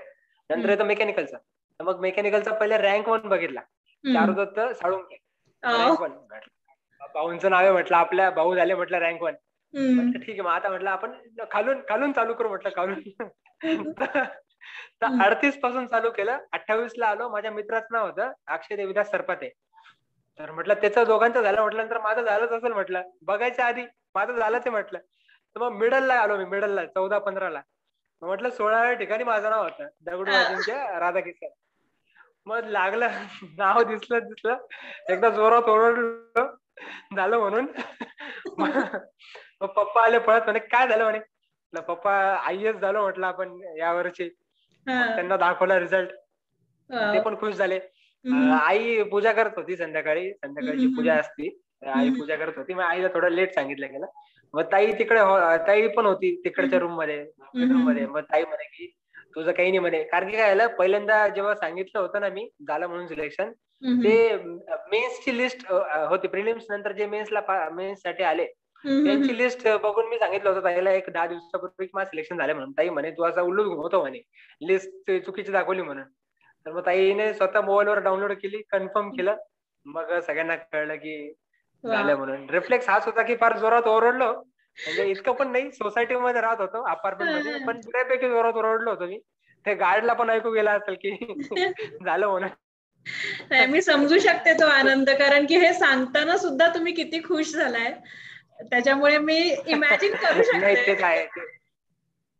हो हो. पण आम्ही ते IAS झाल्यानंतर असं जसं SSC मधून जेव्हा जॉब लागला ना, तेव्हा फॅमिली पार्टीला गेलो होतो आम्ही प्रॉपर असं, आमच्या भाऊजींना वगैरे घेऊन पार्टीला गेलो होतो हॉटेलमध्ये. पण हे IAS असं काही करता नाही आलं, कारण की जसा रिझल्ट लागला तसा नंतर मग कोविड झाला, मग ऍडमिट करावं लागलं. म्हणजे असं कन्सिक्वेंटली एक एक चॅलेंजेस येत गेले पुढे. तर मग आतापर्यंत अशी ऍज काही पार्टी दिली नाही. फक्त माझा एक मित्र इथे शुभम पाटील म्हणून, बार्क मध्ये सायंटिस्ट येतो विशाखापट्टणमला. त्याच्यासोबत एक म्हणजे नॉर्मल आपला स्विगी वरून ऑर्डर करून पार्टी केली आम्ही छोटी घरामध्ये. बस तेवढं झालंय फर्स्ट. गुड आतापर्यंत गुड. अशी काही नाही IAS ची नाही, पार्टी नाही. ती होईल कोविड होईल ह्या सिच्युएशन मध्ये पुढे. थोडी भीती वाटते Yes. मॅडम बाहेर जायला. हो. त्यामुळे नाही, खूप छान. हाच एक आणि क्षण असेच होता आनंदाचे आनंदाचा. प्रसंग, हो, असेच आनंदाचे प्रसंग नेहमीच तुमच्या आयुष्यात येऊ देत, हीच देवाजवळ प्रार्थना आहे. हो, थँक्यू मॅडम. खूप आभारी आहे आपला. येस. चालेल चालेल. अजिंक्य, ह्या इंटरव्ह्यू साठी चारू दत्तने तुम्हाला टॅग केलं होतं, तर तसं तुम्ही हो कोणाला हो हो. टॅग कराल? मी संकेत शिंदे म्हणून एक माझा मित्र आहे, रँक 12 आहे त्याचा. ओके तो नाशिकचाच आहे. पण तो ऍक्च्युली तो सध्या वर्किंग आहे, बार्क मध्ये सायंटिस्ट आहे तो. तर ओके. त्याला सॅटर्डेला संडेला टाइम भेटून जाईल, तर मी त्याला म्हणजे त्याला बोलवण्याचा प्रयत्न करतो. नक्की नक्की, चालेल. Thank you so much. आणि खरंच खूप छान वाटलं मला तुमच्यासोबत बोलून. आणि तुम्हाला खूप खूप शुभेच्छा आहेत माधुरीज डायरीज कडून. Thank you madam, thank you. Thank you thank you.